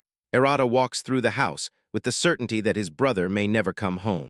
Errata is thinking about his brother when, all of a sudden, a fissure opens right in front of him. Errata is surprised to see a fissure open inside the house. The fact that the fissure opened in his room makes him wonder if his brother is inside it. He slowly enters the fissure, and the inside of the fissure surprises Errata as it feels familiar. Without thinking too much about it, he decides to explore first and foremost. After walking for a few minutes, he wonders why nothing is happening, and soon arrives at a place where the ground appears to have been destroyed with brute force. He walks towards a door, but when he tries to open it, he realizes that he cannot because wood is blocking it. He draws his sword and destroys the door with it. He enters the room, and to his surprise, he finds his brother there. His brother has become a level 38 boss, and he does not seem to know who Errata is. Errata, for his part, begins to cry because he has finally found his brother. He tells his brother that he has been looking for him, and that he never expected him to hide in a place like this. Errata acts naturally towards the beast, calling him brother and encouraging him to come home with him. However, his brother turns around and hits him with an energy blast. That sends him flying against the wall. Errata does not want to fight his brother and tries to tell him that it is him. His brother tries to attack him again, but Errata jumps onto his shoulder to try to get through to him. Hoping to reach him, things go from bad to worse as Errata is hit around like trash. Errata crashes onto the ground as he wonders if his brother has really become a magic beast. Suddenly, he remembers the vassalization ability that he obtained after defeating Valgas. However, the condition for using the ability is that his brother must be dead. As he continues to think about what to do, his brother hits him again. Errata crashes onto the ground and refuses to get up as he feels guilty for not being able to save his brother. His brother charges at him, and just as he is about to finish Errata off, he receives a water attack that sends him to the ground. Errata gets up in surprise, wondering what just happened to his older brother. At this moment, he hears Takatara's voice behind him calling him a pathetic loser. Takatara introduces himself as a hero and says that he is here to save Errata. Errata immediately steps in between him and his brother, telling him not to interfere with the fight. Takatora is angry because Erata is trying to protect a magic beast, but suddenly realizes that Erata's brother is the magic beast. Erata interrogates Takachura and asks him why he is here. Takachura does not hide the fact that he has been watching Erata's movements. He lets him know that, as long as he is affiliated with the Marine Guild, nothing that he does will be kept from him. Trying to protect his brother, Erata draws his shadow sword. Takatora unleashes his ice sword and tells Erata that he now has an excuse to kill him without anyone complaining. As he has decided to protect a magic beast, Takachura confesses that he is going to end Erata's life under the guise of justice. Erata furiously swings his sword at Takachura, but he easily blocks the attack. Takachura asks him if he has what it takes to protect the magic beast, but Erata argues with him, telling him that his brother is not a magic beast. Takachura then unleashes a long-range attack that targets Erata's brother. Worried about his brother, Erata turns around to see if he is injured, but Takatora mocks him for turning his back in the middle of the battle. Enraged, Erata tries to take down Takachura, but Takachura easily disperses all his attacks as he tells him not to get arrogant. Takachura laughs at Erata and tells him that he is going to cut him to pieces along with his brother. Erata is pushed back, but he continues to defend his brother, saying that he is not a magic beast. Erata is willing to defend his brother day and night for the memories they have shared together. Erata reveals the determination he has when it comes to protecting his brother. He runs towards Takachura again, and this time his attack appears to be more powerful. Takachura feels the heat, which forces him to jump backward. However, Takatora continues to mock Erata for being a pathetic loser. He tells Erata that it is the end for him and his family, and Erata asks him what he means by that. Takachura then mocks Erata, telling him that there were two other magic beasts, and by this, he is referring to Erata's parents. He reveals that he has already killed his parents, and that he has no regrets about it, because he even used them to gain experience points. This is enough to enrage Erata, who unleashes a powerful aura from his body. But Takachura is not worried, as he tells Erata that he will show him no mercy. Takachura unleashes his deadly ice technique at Erata. A three-headed ice beast lunges towards him, and Erata prepares to face the beast. He swings his sword with such force that he manages to take down two of the heads, but misses one. Takwetter admits that Erata has gotten stronger, but it is still not enough. The last head lunges at Erata, and he realizes that he does not even have the agility to escape. Just as he is about to be hit, his brother jumps in to protect him. His brother crushes the last head, surprising Erata. His brother does not stop there, as he runs towards Takachura and hits him with such force that it sends him flying against the wall. Erata is stunned by this, which leads him to wonder if his brother is capable of figuring out who the enemy is. Takachura now faces Erata's brother, and even Takachura is surprised by what is happening. He refuses to believe that a beast can protect a human. Instead of worrying too much about it, Takachura decides that he will kill Erata.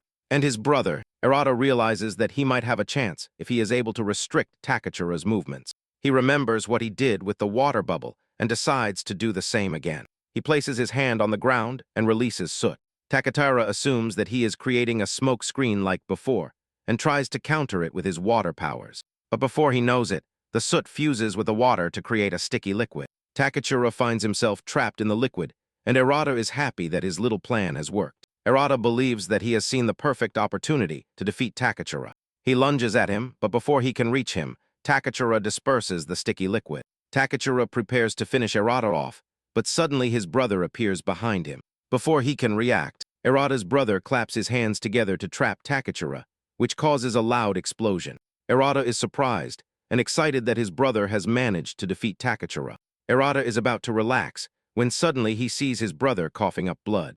Erata's face lights up in horror as he sees Takachura emerge from the shadows and stab his brother as if he were a tissue paper. Erata screams in horror, but it is too late as Takachura cuts his brother down to his soul. Erata falls to his knees as his brother turns to dust in front of him. He still does not want to believe it until the notification comes that the fissure has been cleared. Erata returns to his room crying, as Takachura stands in front of him reminding him that he had already told him not to be so arrogant. He continues to mock Rata, telling him that learning an ability does not mean that he can win. Erata then mutters a single sentence, and that is to tell Takachura that he is going to kill him. With tears running down his face, Erata stands up, and a dark and terrifying aura swirls around him. The entire room fills with dark shadows, and Takachura can feel it. However, he is not afraid, as this is not the first time that Erata has behaved arrogantly, and he has put him in his place again. Takachura lets Erata know that he is going to finish him off in one blow, before he can even move. Takachura finds himself enveloped in Ajin before he can react. Erata swings his sword with such force that it sends Takachura flying out of the room. Takachura falls to the ground with pain all over his body, as he wonders how it is possible that he is losing to Erata. Erata walks up to him and tells him that he will never be satisfied, no matter how many times he kills him. Takachura cannot believe that he is actually getting the chills from a guy that he considered weak. He gets back on his feet, however. With the intention of finishing Erata, he activates his ultimate attack. But this time, Erata absorbs it with his shadow power. Before Takachura realizes it, Erata pins him to the ground with various swords and weapons.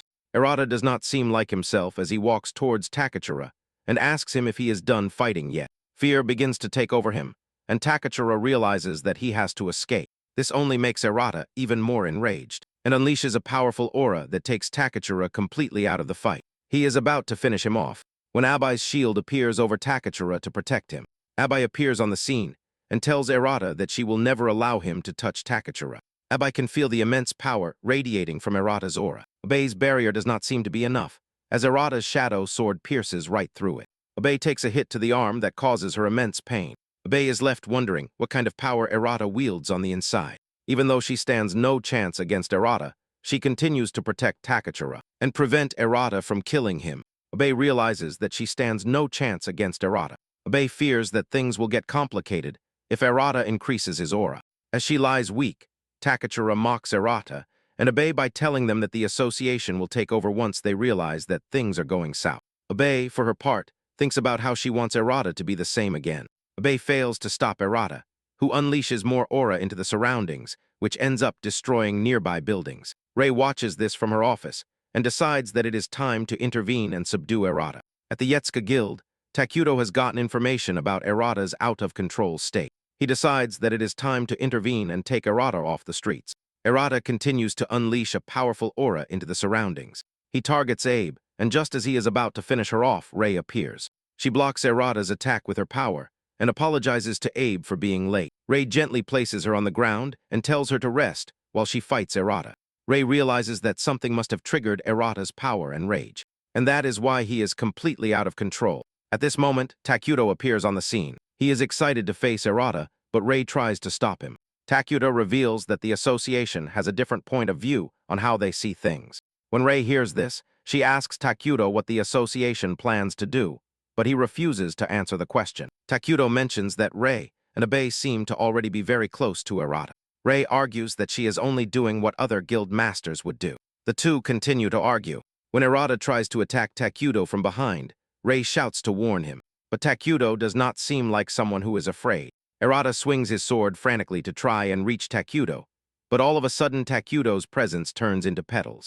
This surprises Erata, but before anyone can react again, Takuto hits Erata with his ability, the ethereal dance. This knocks Erata down, but Rei is surprised, as she never expected Takuto's ability to knock Erata down so easily. Rei immediately reveals her stance and tells Takuto that she will not allow him to kill Erata. If that is his plan, Takuto smiles as he assures Rei that he has no intention of killing Erata. Takuto reveals that he would not want to kill someone shrouded in mystery. Erata gets back on his feet and lets out a loud cry, and the moment he does, he starts to absorb power. Takuto is not surprised by this, as he suspected that Erata was gaining power from magic beasts.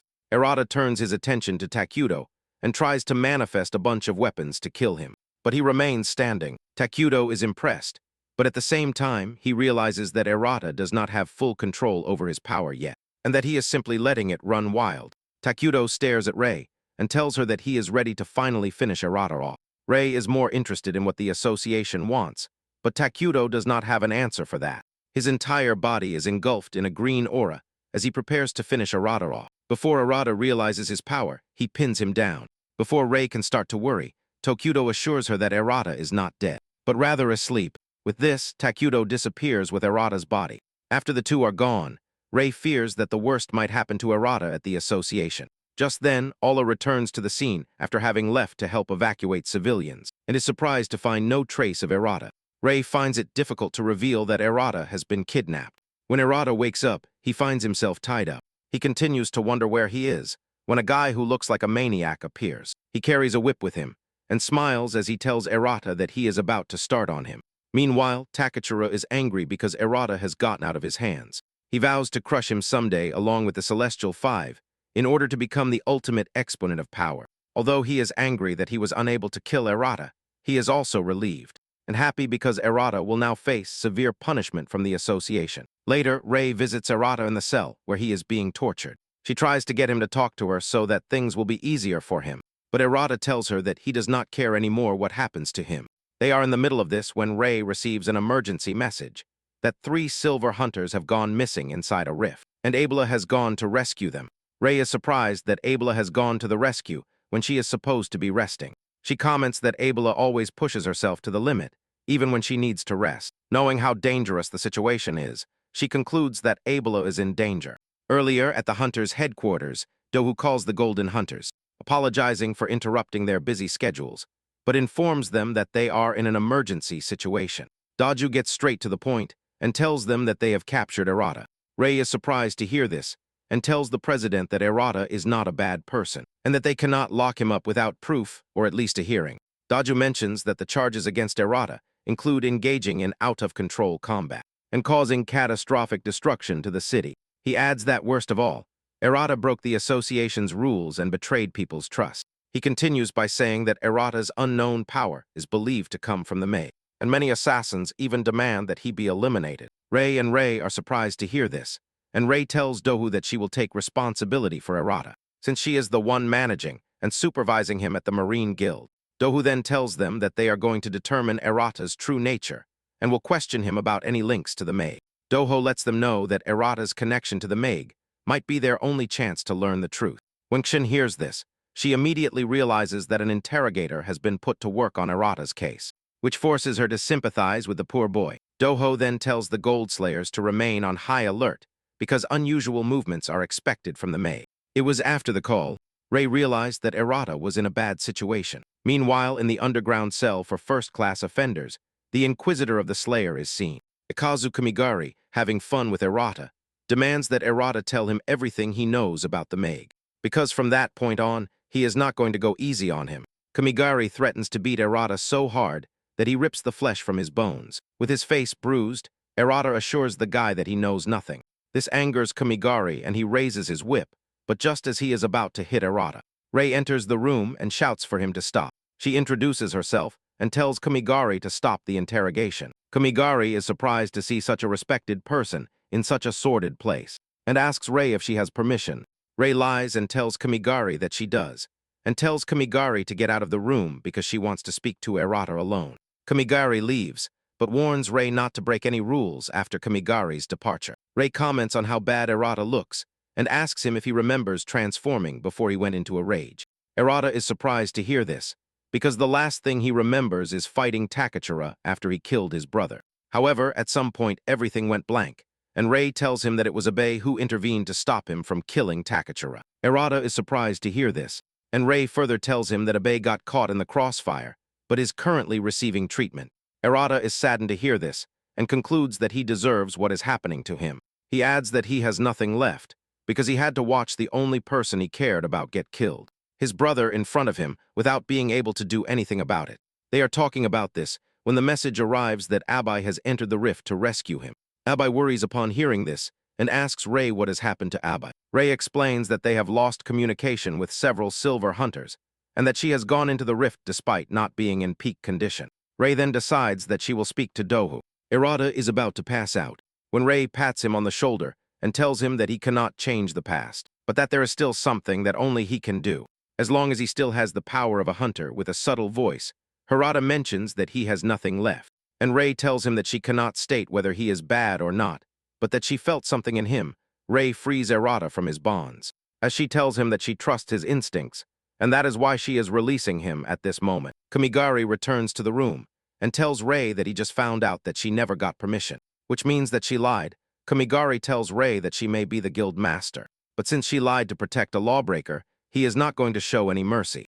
Kamigari draws his whip as he approaches Rei and tells her that the magnetic field in the area interferes with ability activation. Furthermore, the whip he holds breaks the sound barrier, meaning that he holds all the cards. As Rei is pretty useless without her abilities, Kamigari enthusiastically talks about how good his job is. because he never thought that he would get the chance to abuse a gold slayer. He lunges at Rei with the intention of hitting her, but Rei kicks him in the chest with ease. Reorganizing his organs from the impact, Rei lets the guy know that she will get the permission when all of this is over. Rei receives another message informing her that no one can go to Abe's rescue at the moment. Rei then turns to Arata and tells him that regretting the past will not change anything, but that the choice he makes at this moment will decide who he truly is. These words impact Arata so much that he takes a moment to reflect on them. He realizes that he has nothing left, but he still has companions who fought alongside him. And for that reason, he decides that he will never lose someone dear to him again, with a determined voice. Arata tells Rei that he is going to save Abe, and no matter what happens, Rei is happy to hear this, and tells Arata that they should all come back so that they can have a barbecue together later. And Arata then springs into action, trying to find the exit of the building suddenly. He runs into 3 officers who are there to capture him. Arata is confused, as he has no idea what to do in this situation. Before he can find a solution, Ryo appears mocking Arata and telling him that he has come to check up on him after hearing that he was locked up. Ryo asks Arata what he plans to do now that he is out of jail, and Arata replies that he is going to do what he has to do. Ryo asks him if he means his brother, who he mentioned earlier. Arata says no, that he just has to save his companion. Arata tells Ryo that if he can do it, he does not really care what happens to him. Ryo is surprised to hear this, and realizes that Arata still has that charisma. Ryo then decides to take full responsibility and tells the officers not to worry about Arata, because he will keep an eye on him so they can rest assured. He asks them to pass on to Daju what he has told them. With this, Ryo tells Arata that it is time for them to move. Arata looks at Ryo with admiration and runs after him without hesitation. Moments later, they reach the rift and Ryo asks Arata what he meant by his companions being in danger. Arata reveals that several hunters have gone unresponsive, and Ryo is surprised that the rift has not closed. Since it is considered a silver-class rift, Arata immediately worries and begins to wonder what could have happened to Abe. Without hesitation, the two dive into the rift, and upon entering, they realize that it is a forest-type rift. However, Ryo notices that most of the rift has already been cleared, which means that all that is left is the boss. Arata kneels down to put his soot to work, and tells Ryo that he is going to find it. Ryo is surprised to learn that Arata now has an enemy detection ability, which means that he has become quite advanced.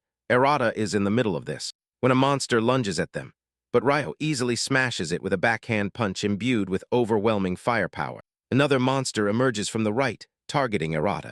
Arata becomes enraged because the monsters are interfering with the search, and without mercy, he finishes it off. Ryo is impressed to see this, because it proves that Arata has leveled up since the last time he saw him. Arata continues with his search, and moments later, he notices that he is feeling something strange. Arata urges Ryo to stay alert, and just then, one of the missing silver hunters appears in the distance.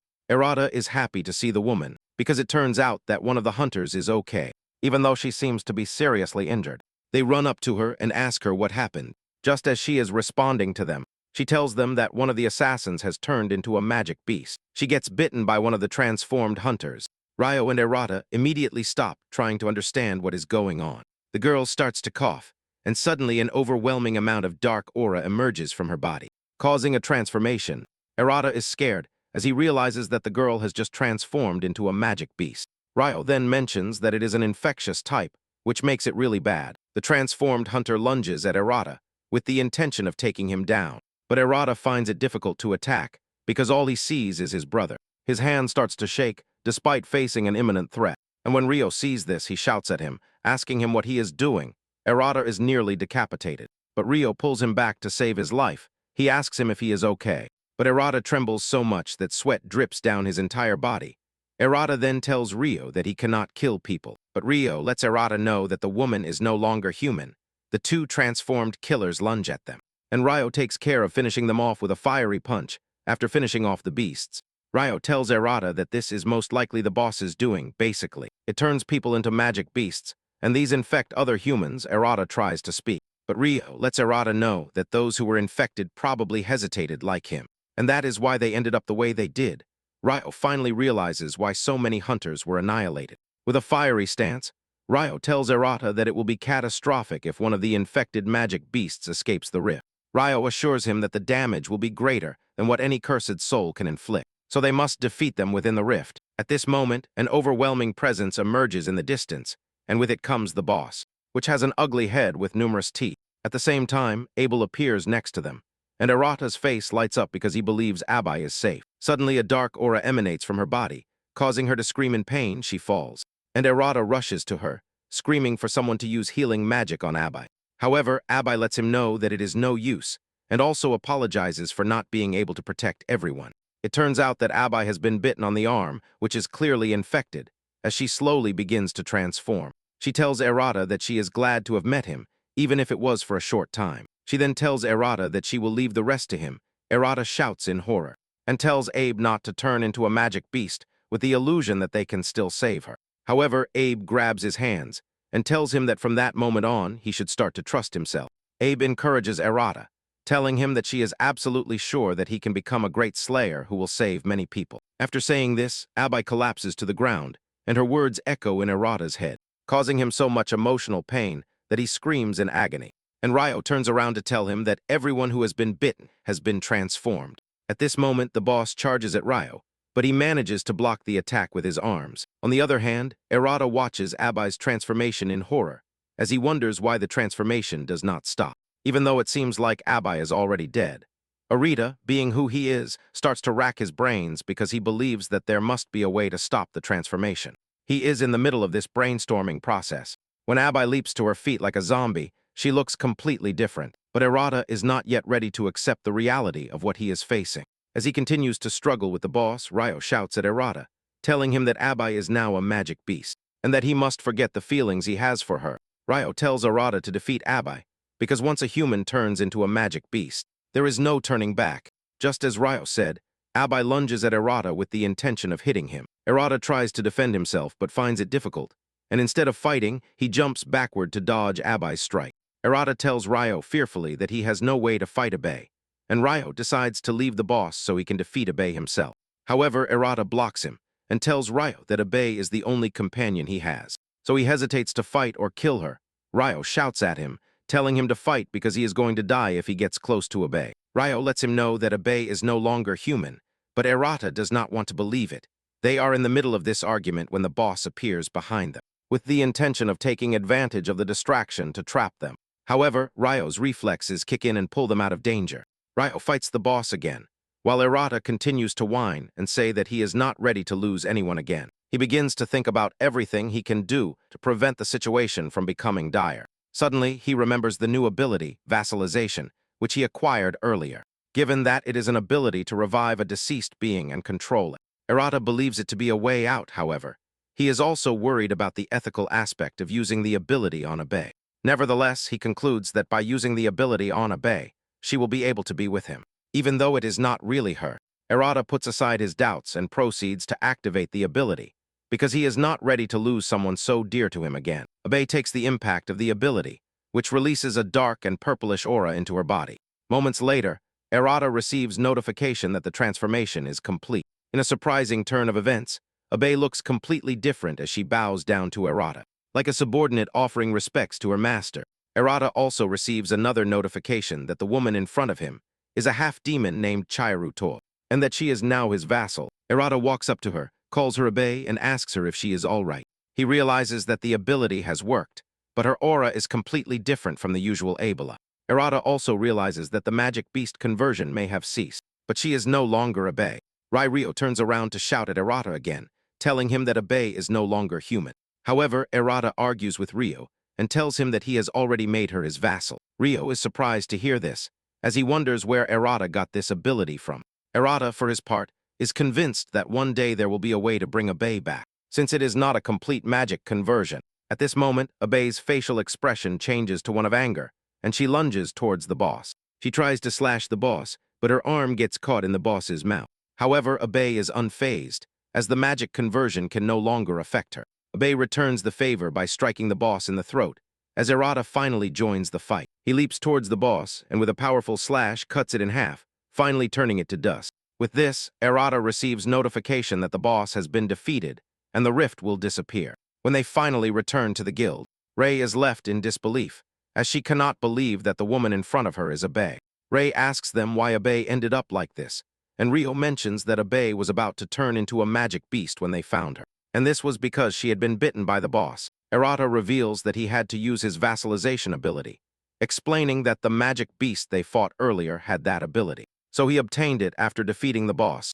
Erata tells Rei that he did not want to use the ability, but he believes it is better than losing Abe completely. He mentions that by becoming his vassal, he was able to stop the magic conversion, and now Abe completely obeys him.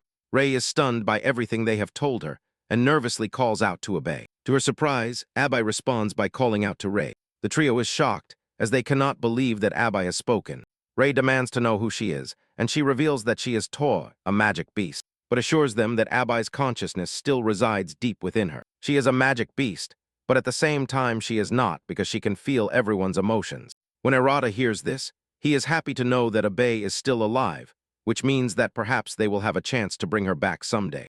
Rio, for his part, is skeptical and asks Erata if he is sure that Tor will not suddenly attack people, even if he commands her not to. With fiery determination, Erata assures them that he will never allow that to happen, telling them that he will bet his life on it. Rio asks him how he plans to prove it, since Toy might lose control and start attacking humans. Rei is surprised by this, but even though Rio's words hurt her, she knows that he is not wrong. Erata then turns to Toy to give her an order, telling her to play with the cat, which is sitting in a corner of the room. Without a second thought, Toy excitedly approaches the cat and begins to pet it. Rei is impressed by this, and instead of seeing Toy, all she sees is Abela petting the cat. Not even Rio can believe that a cat is calm in front of a magic beast. Rio concludes that what they are witnessing is not just obedience to an order, but proof that Abe is still kind on the inside, and that is why she does not attack humans. Toy then picks up the cat and approaches Rio, who is startled. He tells Toy that he knows she is safe, but he is still not comfortable. Rei immediately realizes that Rio is afraid of cats, but he tries to deny it.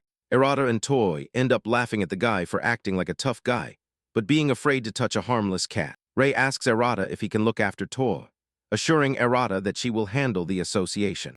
Without hesitation, Erata assures Rei that she can keep Toy. Deep down, Erata knows that they will need Toy's strength in the future, so they must maintain a good relationship with her.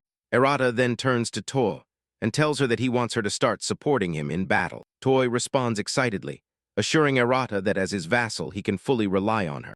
Elsewhere, the association is detecting massive geomagnetic fluctuations in various areas, which points to the fact that a large-scale rift is imminent. Moments later, Dohu receives the report about it and orders a code 0 to all guilds. Deep down, Dohu is not surprised, as he expected the large rift to return, even if it took 17 years to appear. He contemplates the portrait above his desk, which shows him when he was younger. The photo was taken with someone who was obviously close to him, but his face is blurred. Back at the Marine Guild, Rei is also informed that Dojo has just issued a code 0. The moment Rei and Rio hear this, a chill runs down their spines. In the city, everyone is going about their daily lives, when a huge rift appears in the sky, which surprises everyone. Those who were there 17 years ago realize that they are about to witness the same thing that happened then. As the rift grows larger, various monsters emerge from it, panic ensues, and the citizens begin to run as the monsters chase after them. However, the hunters in the area immediately gather to try and control the situation. They are surprised by the sheer number of monsters emerging from the rift, but they are not afraid, as it is their job to secure the area no matter what.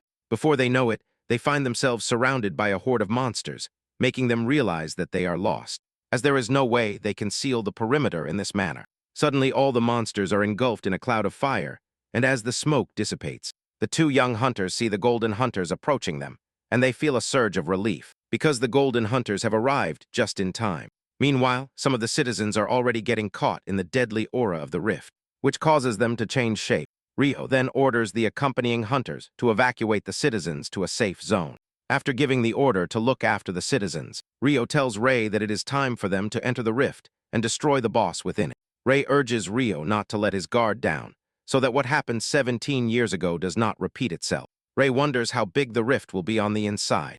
Rio assures Rei that he is aware of the dangers that the large rift poses, because the higher-ups are always recounting the story of 17 years ago, which he even got tired of at some point. Elsewhere, Dohu and Xian are also planning to enter the rift, and Dohu tells Xian that they cannot allow what happened then to happen again. Xian mocks Dohu, telling him that she understands what he is saying and assuring him that they will fix the disaster quickly. At the same time, Takuto prepares to enter the rift, as he has been waiting for a long time to do so. As he enters, Erata and Toya appear on the scene, and Erata tells Takuto that they will hold the line on the outside, because that is the order Rei has given them. Before leaving, Rei had told Erata to prove his worth with his actions by fighting as a slayer would, as they had no idea when they would be back. Following Rei's orders, Erata and Toy confront the surrounding monsters, killing them while saving the citizens in danger. One of the rescued women pets the head of her crying son and tells him that she had already assured him that the hunters would come to their rescue. At this moment, flying magic beasts emerge from the rift, leaving Erata completely confused. He does not understand why so many magic beasts are emerging from that place. He concludes that they are in serious trouble, as the flying monsters are a new discovery. Suddenly, one of the flying monsters lunges at the woman and child that Erata has just narrowly saved. But just as the monster is about to hit them, Erata cuts it down with his soot powers. He then lunges towards the mother and child and asks them if they are all right. The woman assures Erata that she is fine. As she thanks him for his help, Erata looks up at the sky and realizes that the flying monsters are everywhere. He realizes that it is going to be a big problem if they continue to spread into different areas, which leads him to rack his brains thinking about what to do. Erata tells To that the monsters are not that strong, but the problem is that they cannot do anything while the monsters remain in the air, and they are stuck on the ground. Before they know it, the flying monsters begin to multiply like bees, and more continue to emerge from the rift. Erata immediately tells To that they cannot stand by and do nothing, because the area will be destroyed if something is not done. Erata realizes that he has to take out the monsters as quickly as possible, and he fires Ajin as projectiles at the monsters. He manages to take out some, but as the monsters move very fast, he realizes that it is going to take a lot of effort to contain them. Erata knows for sure that other regions will also be in danger if the flying monsters manage to take over the area. So he has to finish them off while they are still in the same place. At this moment, 3 other hunters appear on the scene, and they are surprised to see the new type of monsters. The squad leader orders those with defensive capabilities to protect the surrounding citizens, while the hunters with long-range abilities should support Erata. Deep down, Erata is motivated because he is ready to take out all the monsters, as he tries to prevent his area from falling into ruin. At the same time, he worries that everything he has been doing so far may not be enough, so he has to find a way to hold them back. Erata concludes that using his soot ability will help him. He tries to concentrate to find a way to use it, as he has done many times. That knowledge is the only thing that can help him at that moment. At this moment, Erata begins to emit a large wave of soot from his hand, which covers the entire area, and engulfs all the monsters without leaving any out. Once he is sure that he has them all under his control, he hardens the soot, which finally solidifies the beasts. Surprisingly, his plan starts to work, but he realizes that using this much soot will deplete his MP very quickly, and if he fails to kill all the monsters in one go, he will be lost. Erata then increases the mass of soot to drag the monsters down, which works quite well. With the monsters within reach, Toy springs into action to start finishing them off. With this, Erata is able to finish off the monsters that he has caught in one fell swoop, and he realizes that he can also use his abilities more easily than before. Erata then decides to continue the momentum to finish off the rest of the monsters. Erata resorts to his power again, but this time he is already pushing himself to his limit to finish them off in one hit. This time, Erata conjures a large sword, using Ajin and with the monsters in place. He cuts them down in one fell swoop, finally securing the area. The hunters behind Erata are left in awe seeing this. The citizens, on the other hand, jump for joy because they have finally defeated the beasts. Erata is exhausted from this and falls on his backside, but one of the hunters quickly congratulates him. He tells him that, thanks to him, they were able to protect the area, and as far as they can tell, there are no indications that they will appear in large numbers. Once again, the hunter grabs Erata's hand and helps him up. Deep down, Erata is relieved that he was able to hold the line, which means that the rest is up to the gold hunters. Erata finally understands what it means to encounter a large-scale rift, but he wonders why the response has been so small. At this moment, the slayer who just congratulated him receives a call informing him that the headquarters is on fire. Erata is alarmed to hear this, because if the headquarters burns down, the entire chain of command will be destroyed. In the central complex, headquarters of the Earth Guild, also known as the Segua Guild, lies the command pillar that governs all Slayer operations. Within the building lies the National Slayer System, which keeps a record of all magic rifts that have taken place. This is the command center that broadcasts missions to each guild. Inside the building also lies the armory and the infirmary, also the reward distribution, training facilities, detention cells for rogue slayers, and even the media control center. Its functions basically extend to every corner of the country. And if this headquarters falls, it means that Japan's entire defense network against magic beasts disappears. Within the headquarters, a guy named Kokudo, who has a silver rank and is under Dohu's command, has taken command. He gives orders to the hunters to evacuate all non-combatants and ensure that they are protected. He tells the regular hunters to group up and maintain a close formation, while those of bronze rank must protect the central facilities and report any changes immediately. The silver-ranked hunters, on the other hand, will be the ones responsible for subduing the magic beasts that are trying to take over the headquarters.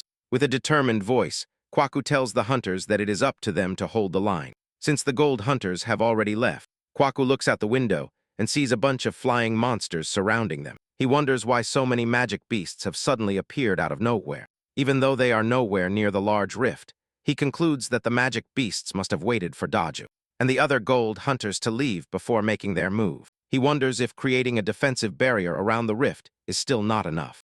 Looking into the distance, he notices that the hunters defending the line are struggling against the monsters. And as if this were not enough, the hunters left in the building are raiders, which means they are not built for defense, but for assault. At this moment, Koku receives news that the infirmary is on fire, which surprises him, because he cannot believe that the magic beasts have already reached the infirmary. Without hesitation, he heads to the infirmary while telling the Slayer beside him to gather information on everything so that they can get a clear idea of what is happening. On his way to the infirmary, Koku is worried about not living up to the task that Doho has entrusted him with, as he has left him in charge of the association before leaving. Upon arriving at the infirmary, Kwaku realizes that it is filled with magic beasts that have torn the place apart. One of the magic beasts launches a fire attack at him, but he jumps to evade it. With anger in his voice, Kwaku tells the beast that they are not allowed to run freely in the headquarters. He realizes that the fire attribute beasts and the wind attribute ones are working together, as they use the flames as cover. Given that wind is their weak attribute, Kwaku wonders if eliminating the fire-type beast is the right way to proceed. At this moment, Erata and To appear on the scene and seeing how things have turned out. Erata confirms that the headquarters is indeed on fire. Even though he did not want to come to the headquarters, he realizes that he has no other choice at this moment. Erata then turns to Kwaku and tells him that he is going to put out the flames so that he can deal with the monsters. Kwaku is angered because a hunter has appeared out of nowhere to give him orders. At this moment, he looks closer and realizes that Erata is the irregular who escaped. He can also sense the magic beast aura from Toyo's body. Erata ignores Kwaku's complaints and releases his soot to put out the fire. Boku is surprised to see Erata put out the fire with a single blast. Even though Erata is an irregular slayer, Koku decides to work with him. Meanwhile, one of the monsters lunges at Erata, but Koku's power kicks in and petrifies the monster with his power. Koku mocks the monster, saying that he just got another artifact for his collection. Koku then places his hand on the ground and pulls out a terrifying spear. Before charging at the petrified monster, he impales the monster with the spear, shattering it to pieces. Koku then tells Erata that he is putting him on probation until the headquarters is safe. Koku lets Erata know that his job is to take out all the magic beasts in the area, and Erata agrees with him. Deep down, Erata is relieved to have the opportunity to fight alongside a prodigy who has achieved the second highest rank in the Seiwa Guild at a very young age.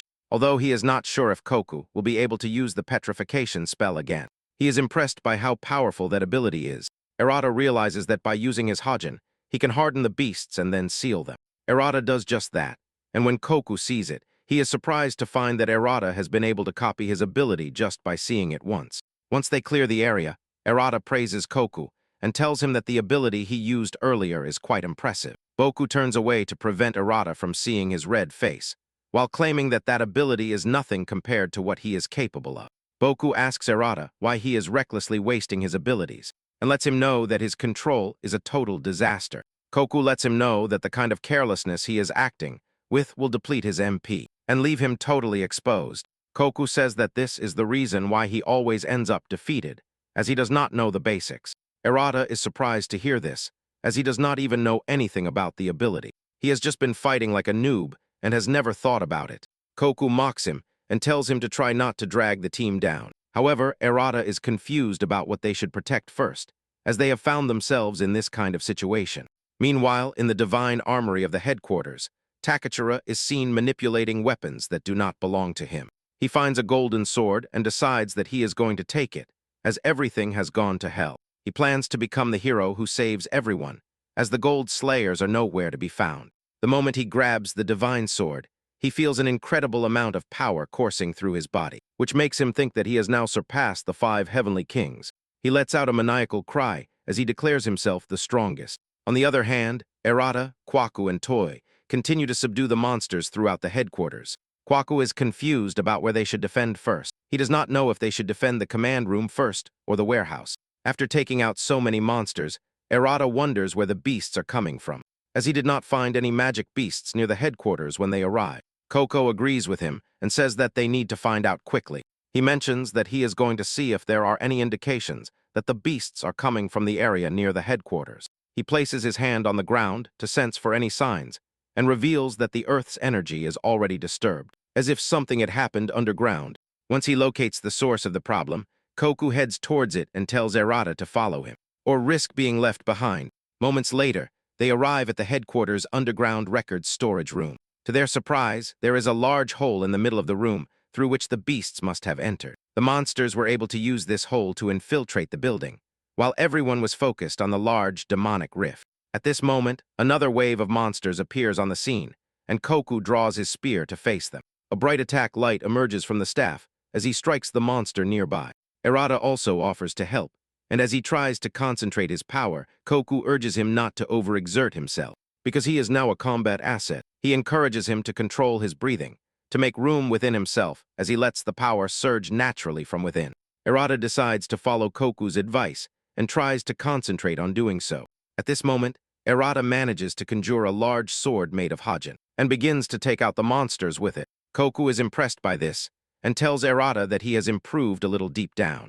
Koku can see that Erata's control of his abilities and sense of combat are poor, but he is slowly getting used to fighting. He also notices that Toyo is strange, but he cannot complain because she is quite helpful at the moment.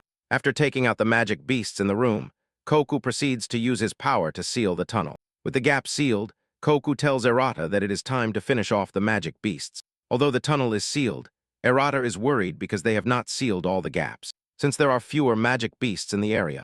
Koku then reveals that most of the magic beasts that use the tunnel have already moved on, so blocking the tunnel was the top priority.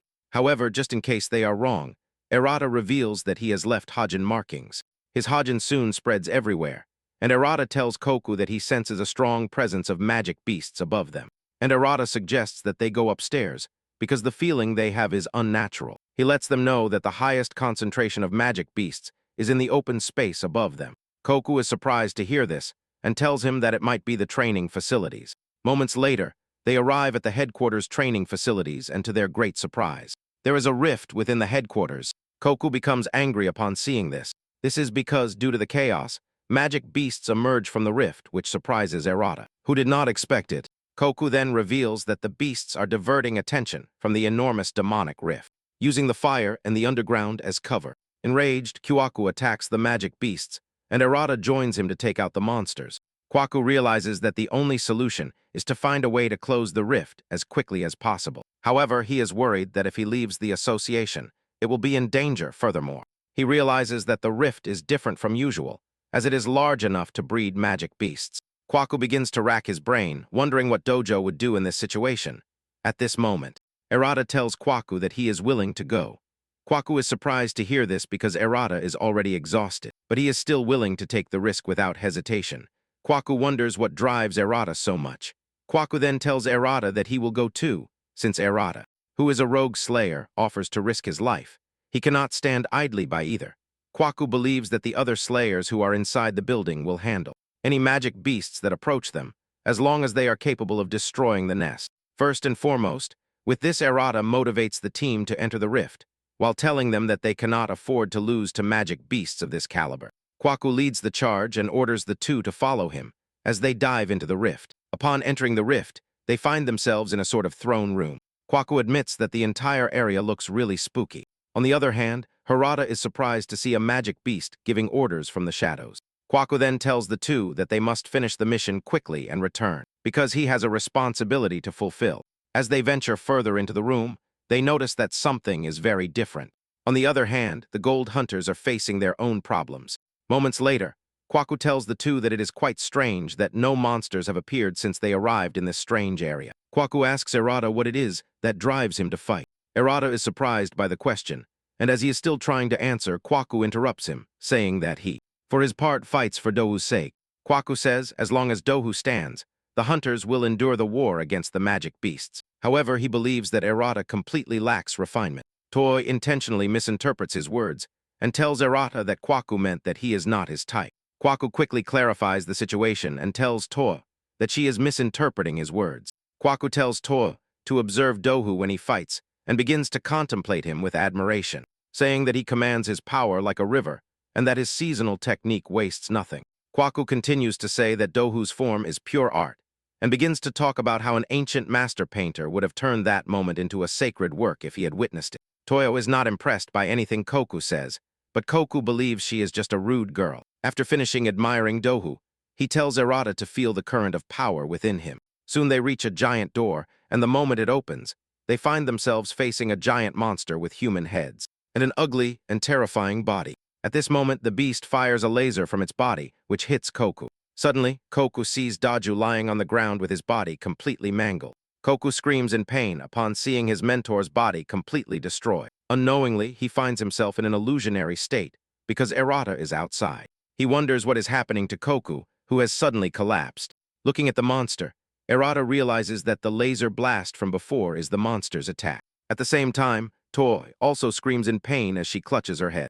Erata continues to try to compose himself when the monster hits him, also with a laser blast. Suddenly, Erata's fear kicks in, as images of those he has failed to save begin to appear before him, scolding him for letting them die. Erata also sees images calling him a failed slayer and telling him that he should have been the one to die. Erata falls to his knees crying, as the emotional toll grows with each passing second.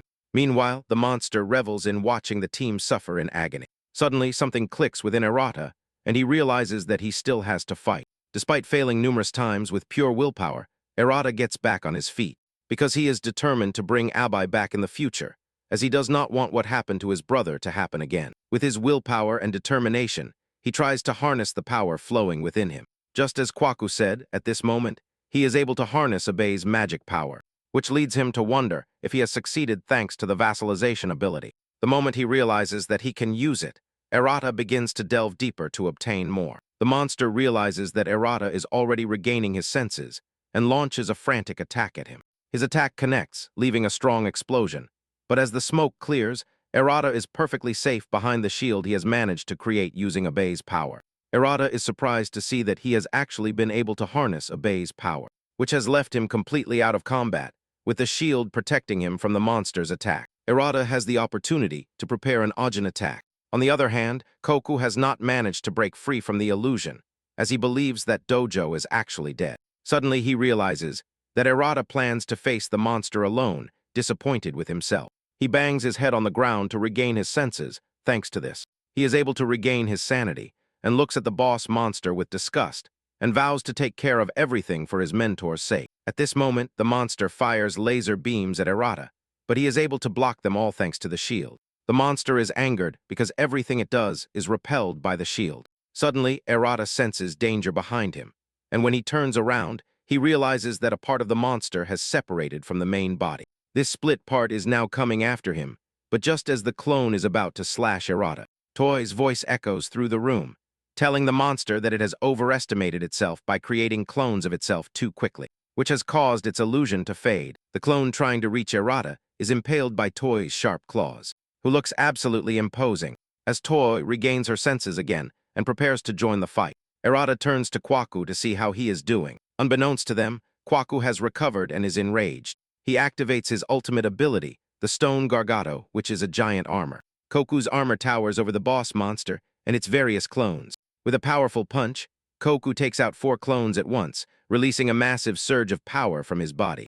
Even Erata is impressed by this, and he finally understands how powerful Koku is. Koku also looks absolutely menacing, as if he is undergoing a personality change. Suddenly, the boss monster tries to attack Erata from behind, but Erata senses it and jumps before it can hit him. The boss monster ends up shattering the ground, and Erata takes the opportunity to attack it. However, his attack fails to pierce through the monster's head. Koku sees this and tells Erata to stay alert as he refines his magic power. Arata is confused by what Koku means when he tells him to refine his magic power. And Koku knows that Arata's journey will end in that very room if he cannot break through his limit. Following Koku's swords, Arata closes his eyes to concentrate and is able to push past the distractions. In the end, Arata imbues his Hajin sword with eternal power, to turn his blade into the shining mist sword with the new empowered sword. Arata charges towards the monster, and in the blink of an eye, he cuts it in half, defeating it for good. Breathing heavily, he turns to look at Toy and Koku. Toyo is shocked, while Koku has the look of a proud father on his face. He praises Arata and tells him that he has just earned a passing grade, exhausted from his last attack. Arata collapses to the ground, and Toyo rushes over to him to check on him. Koku, on the other hand, realizes that Arata's power is equal to that of those who awaken a golden ore, and this makes him wonder why Arata is doing what he is doing. Later, they return to the headquarters and take out the monsters, thus protecting the association's headquarters. As the headquarters is now safe, Koku deduces that the next thing is the large-scale Fesher. Meanwhile, in the rift, Daju and Sion are trying to locate the boss in the large forest. Sion complains about how dirty the place is, and that her clothes are already getting dirty. Daju mocks her and tells her that that is what she gets for dressing so indecently. But Sion does not really care. In fact, she takes out her anger on the surroundings, unleashing a powerful blast to clear a convenient path for them. Dohu cannot believe how dramatic the young lady is. He recalls that 17 years ago, the border between the world and the magic rift had become dangerously thin, which basically pushed it to the brink of collapse. Countless lives were lost as magic beasts poured out of the large rift. Dohu recalls that they arrived a little late then, but he is determined not to repeat the same mistake this time. However, he is worried that something will go wrong, because the silence in the rift should not be like this. Sion tells him that the monsters are probably preparing an ambush, and he agrees, urging Sion not to let her guard down. Moments later, they arrive at a large tree from which they sense strange energies, indicating that they have arrived at the correct location. Sion is relieved that they have arrived at the correct location, which saves them the trouble of tracking the beasts. With their observation, they realize that the monsters found on the tree are likely of a higher rank. Sion talks about how eager she is to finish everything and return home. Seated on the tree are the fake twins. They are Sala of the white wings and Varuna of the black wings, and they look menacing. They are rank of beasts. According to the standard rules of the association, the twins are surprised that Sion and Daju have come looking for them, and they assure them that they will not leave the forest alive. The twins boast about how they easily take out silver hunters, and they ask Daju and Sion how long they think they can last. The two then unleash a powerful laser blast against the two hunters. Realizing that the twins underestimate them, Daju and Sion prepare to face them.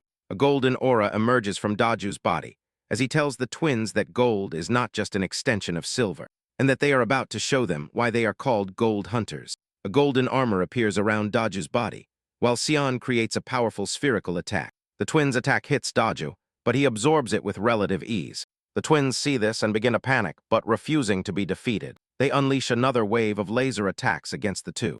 The attack this time is more numerous than before, but Daju blocks the attack, while Sion finally unleashes the blast she has been preparing for them. The fake twins see the magna suit of the attack coming at them, and automatically know they are done for. Daju is not surprised, as he already knows that humans and beasts are the same. Both are unable to see beyond their experience, and that is why they believed that Gold Slayers were nothing unknown to them. The power of the Gold Slayer exceeds reason, for it is an overwhelming force that effortlessly surpasses their scale of reasoning. The twins watch in horror. An overwhelming explosion cooks them and destroys everything within their reach, along with the giant tree they are sitting on. Once they have gathered their things, Sion tells Dojo that she wonders if the others have also finished their side. Meanwhile, Ray face off against Ariel, the priest of vanity and balm, the idol of war. Effortlessly, the two are able to take out the monsters, just as Dohu had done. And Sean, at the same time, Takuto easily defeats Lily Bass, the twin ghosts of illusory sound. Takuto is disappointed because the person he really wants to fight is not in the rift, postponing their battle for the future. Shortly after, Koku receives the call that Dohu is returning to headquarters, and he receives the news with great enthusiasm. When the other hunters also hear this, they jump for joy. The attacks from the large magic rift came to an end. The association later stated that the damages had been reduced to a minimum. However, the true objective of the magic beasts was unknown. Everything is going very well, until something else emerges from behind the association's headquarters. It is Takachura, who wields a divine weapon. Due to the effect of the divine weapon, one of his eyes has turned red, and his right arm looks like that of a beast. But he still smiles because he is already drunk with power. As he descends from the sky, he unleashes fire upon all the buildings around him. All alarms begin to sound, indicating potential catastrophic damage to the city. Rei returns to the guild just in time to receive the news from her assistant. Rei is surprised by what she sees, as Takatora is busy wreaking havoc at the association's headquarters. The assistant tells Rei that they cannot get in touch with the Seigua Guild at the headquarters. Upon hearing this, Rei becomes worried about Erata and Abai's safety, and without hesitation, she rushes to the headquarters, hoping that the two are safe. Until she gets there at the headquarters, Takachura is busy acting like a villain, unleashing various fireballs, causing damage to civilians. Seeing how bad things have gotten, Erata tells Toy to keep the citizens safe. Koku looks closer at Takachura's hand and is surprised to see that he is currently holding a divine weapon. Koku scolds the guy, telling him that a divine weapon is not something a person chooses, but rather it is the weapon that chooses its owner. Basically, weapons have wills of their own and choose their wielder. Koku wonders how Takachura managed to get the weapon, as the barrier surrounding the armory should not be breakable by someone like Takachura. At this moment, Takachura lets out a hearty laugh as he claims that he is the strongest. Suddenly, he screams in pain, and a dark shadow emerges from his body. The shadow lunges at Erata and attacks him, but Erata is able to block the attack with his shield. Erata tries to clear his mind of any distractions, because he knows that he has a lot of civilians to protect. With a precise strike, he cuts the shadow in half, and Erata is ready to break through his limits as a slayer. At the same time, Kwaku and To confront Takachura with the intention of protecting the guild. And the civilians. Moments later, Erata realizes that he has already reached his limit because he has used too much power. Sensing how weak he has become, Takachura lunges at him with a powerful blow. Erata knows that his shield can no longer block the imminent attack, and he turns to protect the children and the civilians from the attack with his own body. He manages to reinforce his body with the shield, but the attack is still so strong that Erata grits his teeth in pain as he suffers burns on his body. Unfortunately for him, he has run out of magic power, and at this moment, it feels like a wave of pain washes over his body.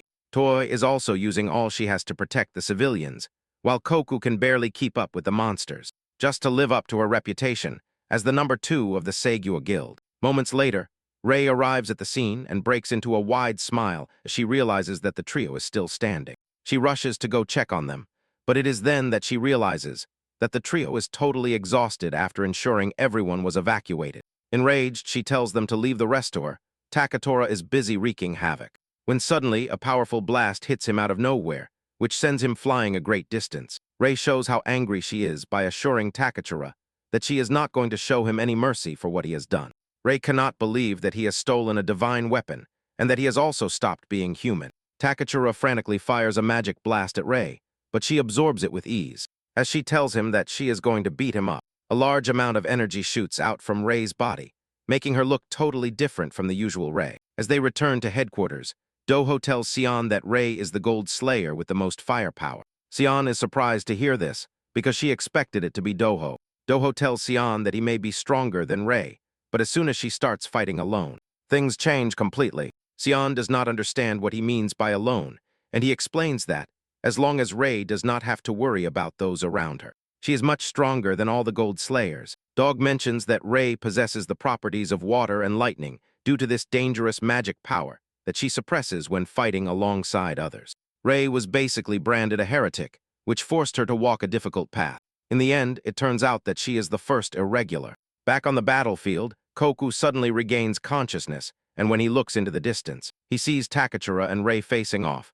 Rei soon realizes that Koku is awake, and she lets out a sigh of relief. She is impressed that Koku is so good at adapting power to his body. Because she has been supplying the trio with a portion of her power, Koku wants to join her in fighting Takachura, but she urges him to retreat. Meanwhile, Koku wants to argue, but Rei lets him know that she is ordering him to retreat. Koku finally agrees to retreat, and Rei tells him to take the other two to safety while she tries to contain the rogue Takachura.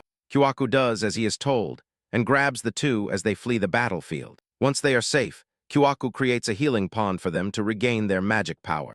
On the other hand, Rei is disappointed with herself because she was entrusted with the guild, but she has failed to control Takachura, which is why he has ended up the way he has.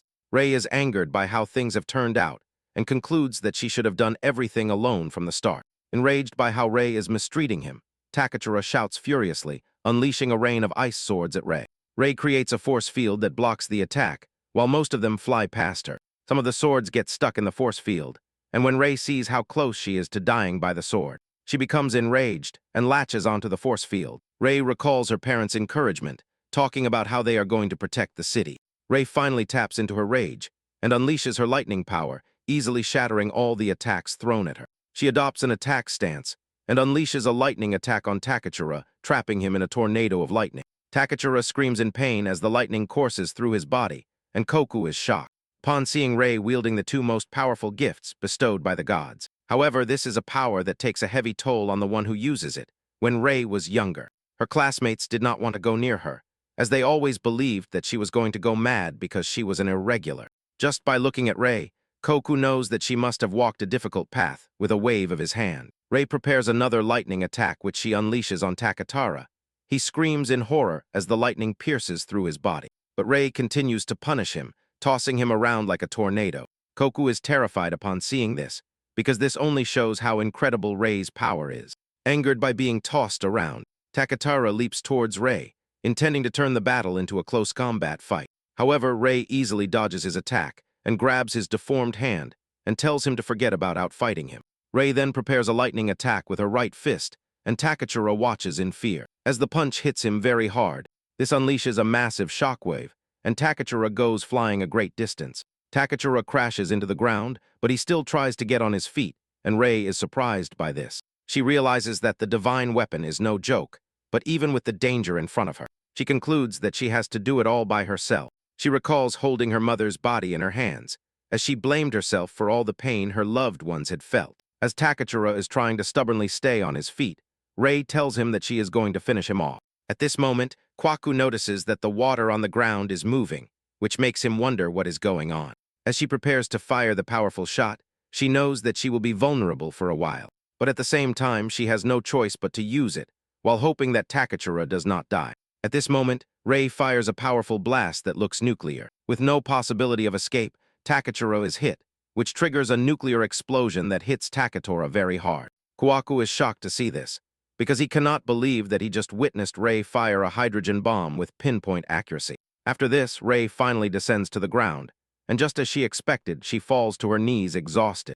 Kwaku rushes over to check on her, but she manages to get on her feet, and assures Kwaku that she is fine, even though she looks totally exhausted. At this moment, she looks into the distance, and sees the people celebrating their victory over Takachura. This puts a smile on her face, and just as she continues to think about going home to have a barbecue, because she has worked too hard, a sword pierces her through the back. She screams in pain and surprise as she turns to look at her attacker. It turns out to be Takachura, whom they believe to be dead.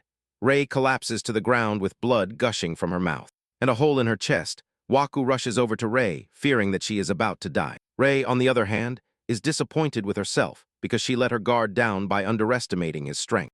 And that is why she is lying on the ground. Rei believes that she is going to die, but she believes that she has given her all. With tears streaming down her face, Takatara begins to laugh maniacally as he tells Rei that she belongs to him. He raises his sword, ready to behead Rei, but Abai appears out of nowhere and grabs his hand. Rei coughs blood as she scolds Abai for putting herself in danger. However, she lets Rei know that she is not alone. Annoyed, Takatara swats Abai away, and as the hunters in the area see this, they all band together with the sole intention of protecting Rei, who has fought so hard. Rei watches as everyone risks their lives to protect her, because they believe that she is the only hope they have. Rei wishes that they would just run away, because she does not want anyone to die. Because of her again, Koku kneels beside Rei to try and heal her with his power as she slowly fades. She wishes for someone to appear to help her. Takatara is having a blast when Arata suddenly appears out of nowhere and grabs him by the head. In the blink of an eye, Takatara finds himself flying a great distance, and when he lands, a ton of swords made of soot pierce through his body. However, Takatara's pride blinds him so much that he believes Arata is no match for him. Arata simply unleashes another wave of attacks on him, leaving a strong explosion, which knocks Teratora to the ground as Arata tells him to shut his mouth. Arata looks totally different, with a horn growing from his head, and his appearance surprises Rei. Takachura watches in horror, trying to understand why Arata looks different. Minutes earlier, Arata had heard a voice in his head, and suddenly found himself in a strange space. Arata is disappointed with himself for losing consciousness to Takatara's attacks. At this moment, he sees a chained man, and the moment the man realizes that Rei can finally see him and hear him, this one lets out a hearty laugh. Scared, Erata draws his sword and demands to know who he is. The guy tells Erata to calm down, while revealing that his true name is Rignews, and assures Rei that he is going to tell him why he bestowed the power he is currently using upon him. Instead of listening to what the guy has to say, Erata simply cuts him in half. Rignaz cannot believe how impulsive Erata is, and Erata yells at him to get him out of the strange space he is in. Rignews tells Erata that the sword he is using and the power he is wielding are his because he gave them to him. Erata is surprised to hear this, and Rignews tells him that he has to understand what he has to do, because he is the long-awaited heretic. Erata is confused to hear this, as he does not understand a single word the guy is saying. Rignews then tells Erata that the power he wields is forbidden, which is why he is a heretic. Rignews tells him that he can use the power to steal for no reason and take whatever he wants. Annoyed by this, Erata cuts off Rignews' head again and tells him that he has a lot of things he would like to ask him, but that he does not have the time, really. At this moment, Erata tells Rignews to give him more power, as he is the owner of the power. Seeing how Erata grabs the chain around his neck, Rignews praises him and tells him that he has guts. Rignews adds that Erata is no longer the crybaby he used to be. Rignews tells Erata that he could refuse his request, but Erata lets him know that he is quite sure that Rignews will remain locked up for all eternity if he does not do something about it. Rignews is impressed by how smart Erata is, and tells him that he can give him a minute to understand the essence of his power. Now, in reality, Erata finally understands why his form is different, and this is thanks to Rignews having surpassed his capacity. However, Takachura does not believe that Erata stands any chance against him. Despite his form being different from usual, he lunges at Erata, but this one effortlessly creates a series of shields that surround him to block his attack. Erata returns the favor, landing a blow to Takatora's chest, which sends him flying a great distance. Before Takachura realizes it, he finds himself pinned to the ground with numerous swords hanging from his back. Even at this moment, Takatora believes that he is not done yet, as he does not want to think about the possibility of losing to someone like Erata. Takatora then decides to attack Toy and the others, but before he can reach them, Toy unleashes a powerful ability, the Black Male Beast, to push Takachura back. Takachura is surprised by this, as he did not expect Toy to have that much power. Takachura starts to rage, talking about how he is from the Godu conglomerate, and that he also has a divine sword in his hand. He talks about how he replaced the 5 kings and ruled because he was the strongest. However, Erata reminds him of how he stole someone else's orb, and even turned his brother into a magic beast. Erata tells Takachura that he is a worse monster than a magic beast, because he even stole a divine sword with all these numerous atrocities. Erata asks Takachura how he wants to die. The pressure from Erata's voice is so overwhelming that even Rei can feel it, blinded by pride. Takachura tells Erata that he has no intention of dying at the hands of people like Erata. Takachura starts talking about how he is a gold slayer and tries to unleash a powerful energy from his body. But suddenly, blood begins to spurt from his body. When Erata sees this, he finally understands that Takachura's body cannot withstand the power of the orbs because it was never his. In fact, Takatora had nothing from the beginning, and when Takachura realizes that he is lost, he has occurred. However, Erata casually opens a rift, surprising Koku. Takachura stops when the rift appears in front of him, but Erata's hand emerges from the rift and grabs Takatora's head towards the rift. Takatora looks absolutely terrifying as he tells Takachura to stop running. Erata mocks Takachura, asking him what he thinks would happen if the rift were to close like that. And as it is, Takatora begins to cry because he knows that this would mean death, as his head would be completely severed. Just as Harada is about to do so, To grabs him from behind and tells him not to lose control. She lets him know that she will never forgive him if he does. Erata immediately stops, as Toy's voice resonates loudly in his head. Erata ends up closing the rift in Takatora's arm, severing his right arm, which makes the guy scream in pain. After eliminating Takatora from the equation, Erata finally collapses, exhausted. With this, the series of disturbances that began with the Great Rift came to an end, and Godu Takachura was imprisoned in the underground dungeons. His Slayer title was also revoked, thus condemning him to a life where he would never step onto the main stage again. After this, Erata also found it difficult to get in touch with Rignews, the owner of the power, and he could not get the power to work as it had the last time either. Erata had a lot of questions, but despite all this, he had a more important issue to think about, which was his hearing before the Irregular Treatment Council, in which he was asked to step forward to answer for his case. Dohu lets him know that the council cannot overlook his violation of the commandments and his escape from the underground cell. Taking all this into account, Dohu tells Erata that they are going to decide his fate. By his side stands Tol, who is wearing a gag covering her mouth. Seated at the hearing are the Gold Slayers and other hunters who are members of the council. Dohu talks about how Erata's power went so far that it even created a small magic rift, and he believes that such a disturbance could escalate into a great calamity, which could lead the hunters to ruin. Therefore, Doju tells the hunters present in the room that he would like to hear their opinions on the matter. Rei is the first to stand up and tells those present that the disturbance is her responsibility. As the supervision falls on her, she also adds that they would not have been able to stop Takachura Cineretta.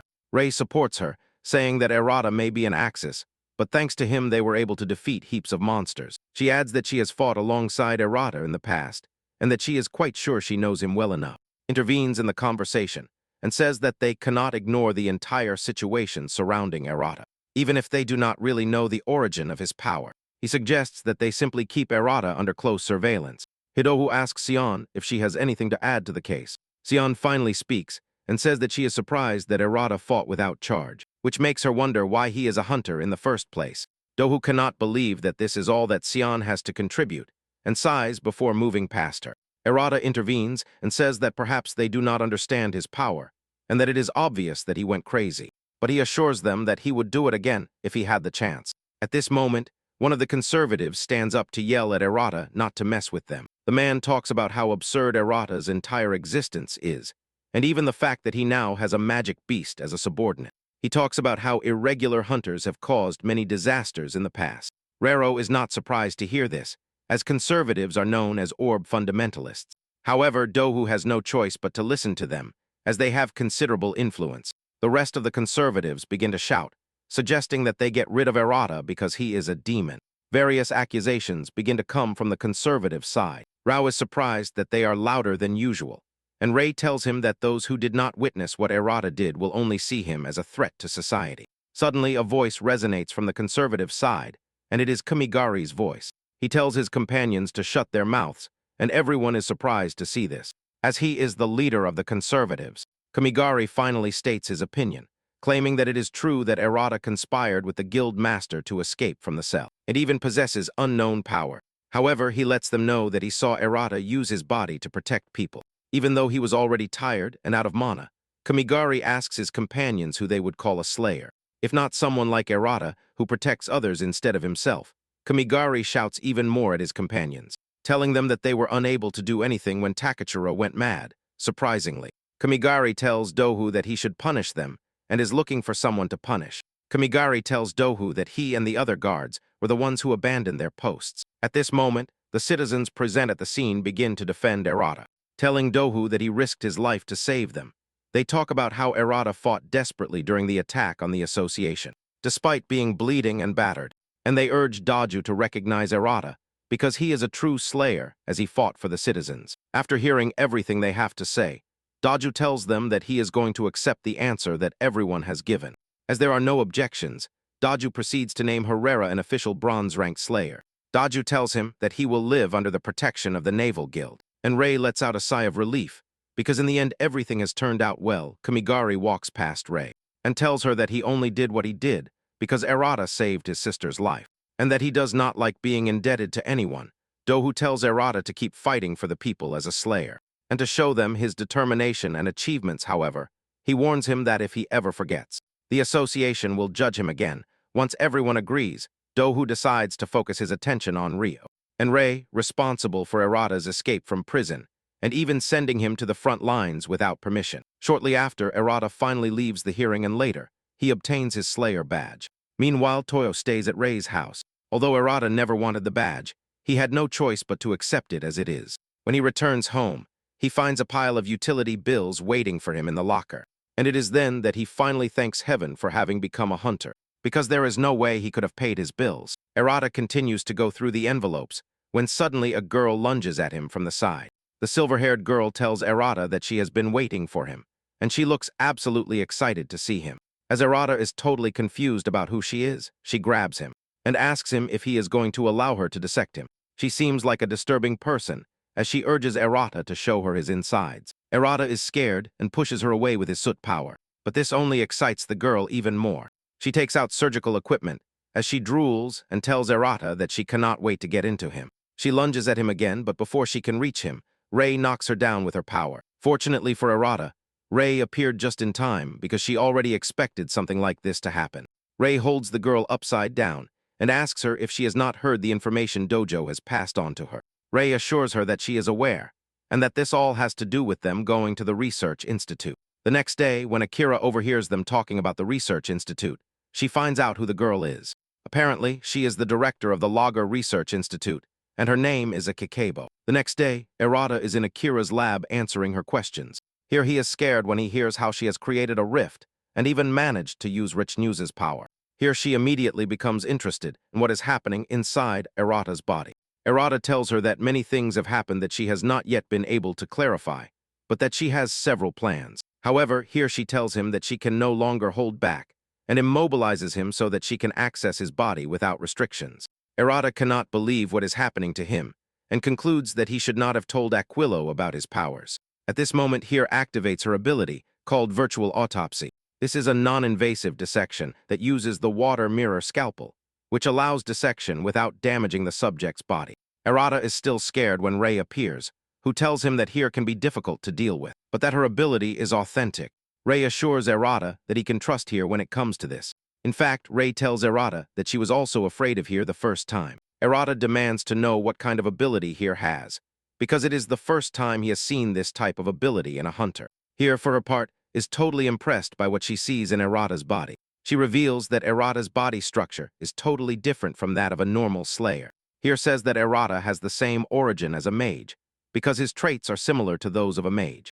Erata then mentions that he still does not know anything, but he feels that the power is settling into his body much more than before. Here tells Erata that his body is the key to opening the door to the demon realm. Erata is surprised to hear this, as he has no idea what they mean. Here then asks him if he knows what a magic rift is. Erata explains that it is a rift through which dark souls emerge, which is basically like a dungeon that disappears once the boss inside is defeated. Here confirms this, saying that it is like a time-limited dungeon, but tells him that there are structures inside that clearly show an altered history, and that some magi can speak the human language. She mentions that there are some that even form groups with specific objectives. This means that they do not just encounter rifts, but there is evidence that they have their own world. Here tells Erata that the magic rift is simply a passageway for dark souls that come from the demon realm. Here confesses that they do not know much about this yet, because everything she says is based on a hypothesis. Here tells Erata that there is a way to pass from the magic rift to the demon realm, and that he has to find that route. Basically, the key to the origin of magic rifts lies within the demon realm itself. Erata finally understands that he is expected to locate the guy who resides in the demon realm. Here then tells Erata that there is something else about his body that worries her. She mentions that in his astral body and in the circulation of Li, she saw the color of someone who was not him. She believes it is something separate from Rich News, which surprises Erata. However, here tells Erata that she does not know much about this, as he is the first of his kind she is going to encounter. Rei asks Erata to be careful, because even if he finds a way, no slayer has ever gone to the demon realm. Rei says that they have no idea what is in the demon realm, or even if their existence will be allowed there. Erata assures them that he is aware of the danger, but believes that if he does not go to the demon realm soon, nothing will change. Here tells Erata that she understands his point of view, but tells him that they will not have problems if they know the method. However, Erata tells the two that he does not have time to waste, and that, moreover, there is only one way to find out how to get to the demon realm. Here immediately asks him what he means by that, and Erata replies that he has to force Rich News to give the answer. Erata says that he has been thinking about it, and it seems that Rich News needs him, which will be a problem if he really dies. Erata asks Aki if she can perform medical treatments and surgeries, and here reveals that she was the one who operated on Rei's wounds. As soon as Erata hears this, he concludes that he can put his plan into practice. Without hesitation, he stabs himself in the neck with his sword and immediately faints. Without wasting time, he finds himself back in Rick News's space. Rick News cannot believe how idiotic Erata is, and Erata mocks him, saying that he was sure he would come out because he cares a lot. Rick News reprimands Erata, saying that it is not his will, but since they have met to talk again. He agrees that Erata's idea was not bad. Rick News is surprised that Erata is planning to go to the demon realm, and Erata insists to Rick News to tell him, as it will be good for him too. Rick News tells Errata that he has other things to do, and that, moreover, he is still very weak. Errata does not understand what he means when he says he has other things to do, and Rick News tells him that he cannot tell him because he has a restriction. However, he tells Errata that there is no way he is going to let a weakling like him go to the demon realm. Errata furiously draws his weapon, saying that he is tired of how Rick News acts. Errata says he is going to the demon realm to stop the rifts, and he does not care what means he has to use to get there. Rick News laughs to hear this and praises Errata for having such a big mouth. He decides to play with Errata nevertheless. He raises one of his fingers, and a dark cloud bursts into the space, making Errata start to tremble. Rick News reveals that he can only use one hand, and Errata is already trembling from this, although it would be a shame for him to die. Rick News lets him know that he has no choice but to do so, as Errata is seriously taking the risk of losing his life, and tells him to show him everything he has right there. Errata gets angry at this, but prepares himself to fight Rick News. Rick News gets excited by this, and urges Errata to show him his power. Errata lunges at him, telling him to shut his mouth and tell him what he needs to know. Rick News laughs at him, because he is desperate to know how to get to the demon realm. At this moment, the chains surrounding his neck turn red, and Rick News tells Errata that if he wants to know how to get to the demon realm, he has to break the restriction that is preventing him from doing so. Errata launches a powerful attack at him, but this one blocks it with relative ease. Rick News mocks him, asking him if that is all he has to offer, and tells him that he is going to die right there if he does not step up his game. Rick News assures Errata that he has no intention of killing him, but that he obviously cannot hold back. As it is part of the restriction, Errata is tired of hearing the guy talk about restrictions. He calls him a pathetic guy, and Rick News agrees that he is indeed shameless. Rick News tells Errata to show him his power if he does not want to die before Errata realizes what is happening. He is overwhelmed by Rick News's strength. He is pushed to the ground with blood gushing from his body, and Errata finally realizes how strong Rick Naz is. Because with just one arm, he is on a completely different level. A single blow puts Errata in a painful position that makes him feel as though his body is about to break apart. Rick Naz feels disappointed seeing how poorly he is doing and encourages him to try harder. Errata assures Rick Naz that he is not going to give up, because what he is suffering now is nothing compared to what his brother suffered. Rick News is impressed that Errata is not willing to give up, and explains that the Allen is what is left in the end, even after being burned by the flames of hell. Rick News assures Errata that he has also given him the same power, urging him to fight with all his might. Rick News tries to eclipse Errata with his power, but Errata easily stops the attack. Errata tells Rick News that he has realized that they are using the same power, so he has simply kidnapped it next. He unleashes a rain of Ajin weapons at Rick News, and Rick News praises his wisdom. However, he lets him know that he can do the same as him, and even better than him. Rick News easily blocks his attacks as he mocks him, and asks him if he has run out of moves. Rick News fires a bunch of blades at Errata, but this one raises a water shield to block the attack. He manages to do so, but one of the swords goes through the shield and cuts Errata on the shoulder. At this moment, Errata realizes something important, but Rick News mocks him and asks him if that is all he can do. He continues to provoke him and urges him to show him something good. Errata draws his sword again, but Rick News is not impressed, as he believes that the only thing Errata knows how to do is brag about his power. Errata is tired of hearing the guy's nonsense and lunges at him while preventing him from seeing with Ajin.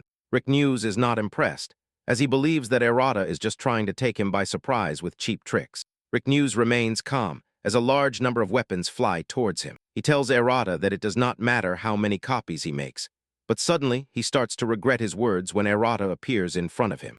Rick Naz still believes that Errata cannot do anything to him, but Errata strikes the chains surrounding his body with his sword, which is imbued with the power of a bay's water.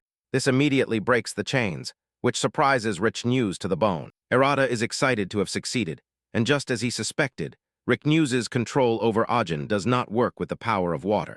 Furthermore, he realizes that the chains are the restriction.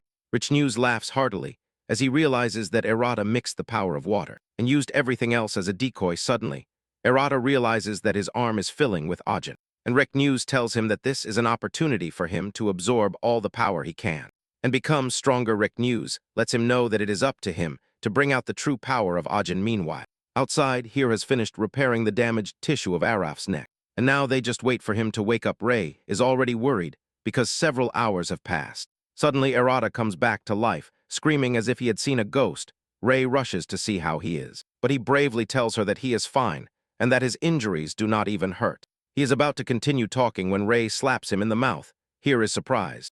And Arata is stunned by Rei's sudden action.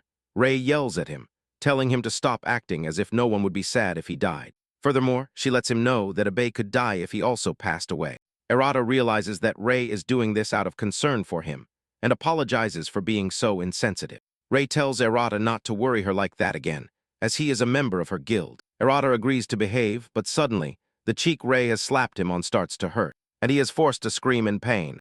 Rei indifferently tells him that he must never think that her slap is a normal slap. However, Arata is happy to inform the two that he has obtained the information he wanted from Rich News. Shortly after, Arata and Rei meet with the other gold hunters to tell them the information they have obtained from Rich News. Reo is skeptical about the whole thing and asks the group if they can really trust Riguse's words, as she sees no reason why he would bother to tell them such a big secret. Arata tells them that Rick News does not lie, and Rei backs her up, saying that she does not know how Arata managed to elicit the information from Rick News, but that Arata has put himself in danger to discover the secret. Takuto, for his part, is tired of the suspense and asks them what the method is. Arata finally speaks and reveals that the path to the demon realm is to defeat the boss within an S-rank magic rift. After defeating the boss, he is expected to create a rift of his own and use it to cross to the other side. Takuto is truly impressed by this, as he has always been interested in Arata's powers. However, Doho is concerned, as an S-rank rift is not something to be trifled with. He explains that if an A-rank rift has a power equivalent to a nation's army, that means an S-rank rift is nothing short of a catastrophic class threat. Apparently, only a few S-rank rifts have ever been recorded in history, which goes to show how dangerous they are. After hearing this, Reo concludes that carrying out a mission like that is basically a fantasy, even though they do not know when one will appear. Arata is excited.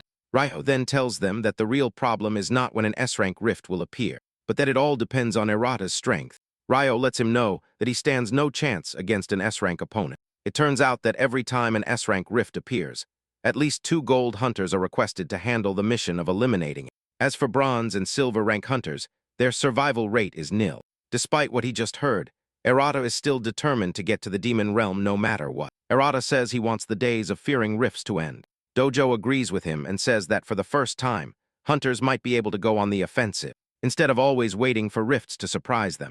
However, there is only one problem, and that is that Arata is getting stronger. Sion immediately suggests that Arata gets stronger by participating in the Deadly Minute trial, assuring him that she will be his opponent. Rei is surprised to hear this, as there has never been anyone who has attempted this against a gold rank. Ryo, for his part, is not worried, as he believes this will help Arata prepare well for any battle he may encounter in an S-rank rift. While everyone discusses this, Arata has no idea what they mean by the Deadly Minute trial.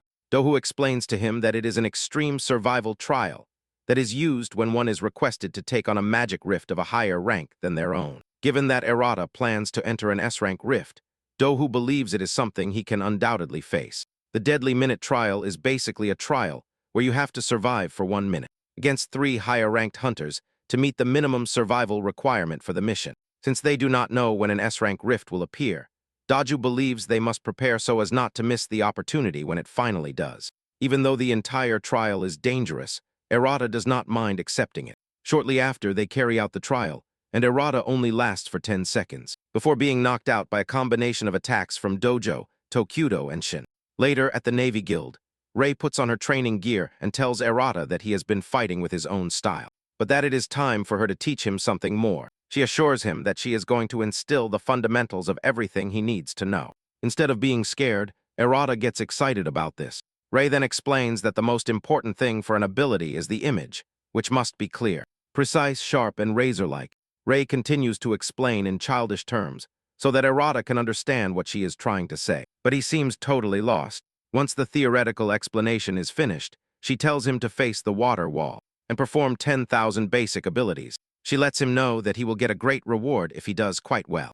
Arata and Toy stand in front of the wall to begin throwing attacks at it. Hours later, the two finally finish with the required number, but they are already panting like 30 dogs just when they think they are done. Rei appears and tells them that they have to do 20,000 more, which leaves them in shock. Rei tells them that they will have only just begun when they feel like they are already done. A few more hours later, the two are totally exhausted and collapse on the ground, unable to even lift their arms. Suddenly, the water wall collapses, forcing Arata to react quickly to knock down the water.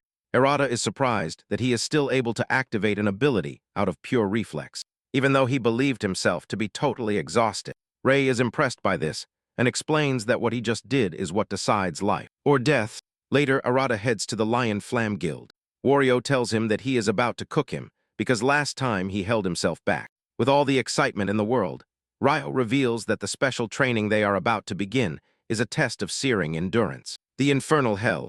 Arata has no idea what he means until the walls of the room catch fire, and Ryo tells him that he will have to learn the fundamentals of being a slayer within this very room. There's also a table in front with a pile of books on it, and it is then that Arata realizes that he is in a conference room.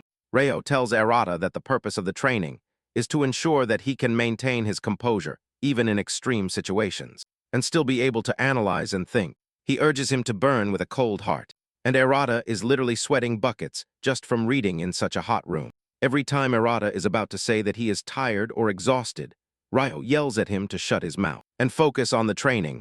Ryo continues to encourage him to burn more, causing his blood to boil while remaining calm. Several hours later, Arata finally passes out, and Ryo congratulates him, saying that he has nothing more to teach him. Ryo believes that Arata has finally acquired clear thinking and fiery composure under extreme conditions. Arata, sweating like a goat, cannot believe that this is all the training he received. Just one day before the new Deadly Minute trial, Arata is seen training in the forest. Meanwhile, a suspicious shadowy figure observes him. The next day, Arata shows up at the field where he is going to take the trial, and Daju informs him that he will not be allowed to escort them to the S-rank rift if he fails the trial. At this moment, the new trial begins, and Arata takes the first step by lunging at the trio. He knows that in the last trial he only lasted a few seconds, but this time he is willing to give it his all. He unleashes a huge wave of soot to reduce visibility, and Takuto realizes that he is trying to force them to be careful, so they do not shoot each other by friendly fire. After firing a blast to clear the soot in front of him, Takuto realizes that Arata has set a double trap for them. Takuto finds himself caught in a muddy area, which leaves him impressed. Dohu, on the other hand, has gone on the offensive, as he tries to defeat Arata with his ability. However, Dohu used this same ability last time, and this time he is already prepared. With little effort, he is able to counter the ability, and when Dohu sees this, he is impressed and surprised at the same time. This basically shows how quickly Arata adapts to what he sees and fights. As Arata is in the air, Sehen believes it will be easy to defeat him and fires a lightning wave at him, which causes a huge explosion. However, when the explosion dissipates, they realize that what has been hit is a dummy, and not the real Idata. Arata remains in the air, thinking about how he is going to use everything that has been taught to him up to that point. With the trio in his sights, Arata activates a skill blast cannon and fires a Hajin cannon at the trio. Takuto is impressed by Arata's momentum, but believes this is his end.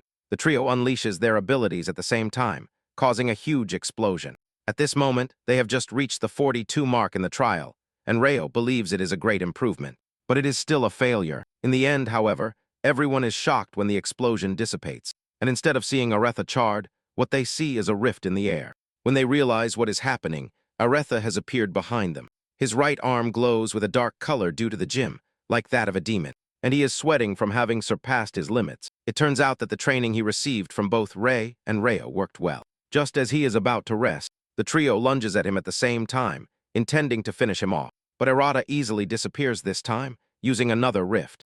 Doho is surprised to see this, and realizes that Arata has been able to acquire a new technique, and even applied it during the battle. Sion agrees with him and says that Arata's growth rate is fascinating. Even Takuto chimes in, saying that he is impressed by how the guy is trying to play with them as if they were children. Before they know it, the battle has lasted for more than 10 minutes and they are still going. Rei is impressed to see this, because it seems that the trio is having a great time on the battlefield. 32 minutes after the trial began, Harada is finally taken down. Hiroku tells him that he has passed with flying colors. He adds that it has been a long time since they had this much fun, and that Arata has provided them with that opportunity. Harada responds with a fist bump, because he is happy that he is finally going to the demon realm. However, Sion urges him not to get too confident, because letting his guard down is frowned upon. Suddenly, the strange, shadowy figure from the previous day appears over Harada's shoulders. This surprises everyone, because they have no idea what this creature is. Ryo concludes that he can no longer be surprised, because his ability still has a lot to show them. Later, Arata heads to the Logger Research Institute, where Akyle recalls the residue that someone left inside him. Akyle says that the small, shadowy figure is the residue, and that it took shape thanks to her power. Irata confesses that every time he looks at the little one, he feels a sense of tranquility and calm.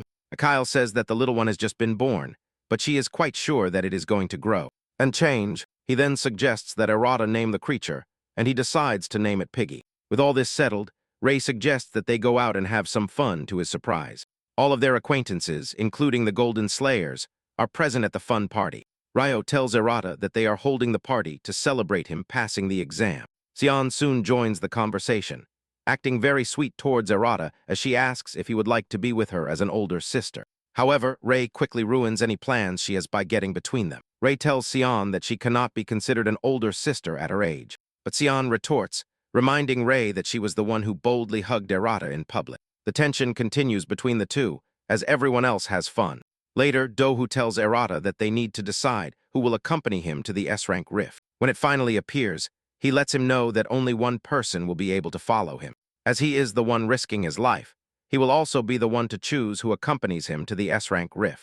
Without wasting any time, the Golden Slayers start to tempt Irata into choosing them. Sion urges him to choose her so that she can act as his older sister, while Ryo reminds him of all the favors he has done for him. Even Dohu and Ray are not to be left behind when it comes to trying to convince him to choose them. Irata then tells them that he has already made his decision, and without hesitation, he tells them who he wants as his companion. After the party, everyone heads home, and Irata thanks Ray for inviting him. Ray tells him that it was quite easy, as everyone was interested in him after all.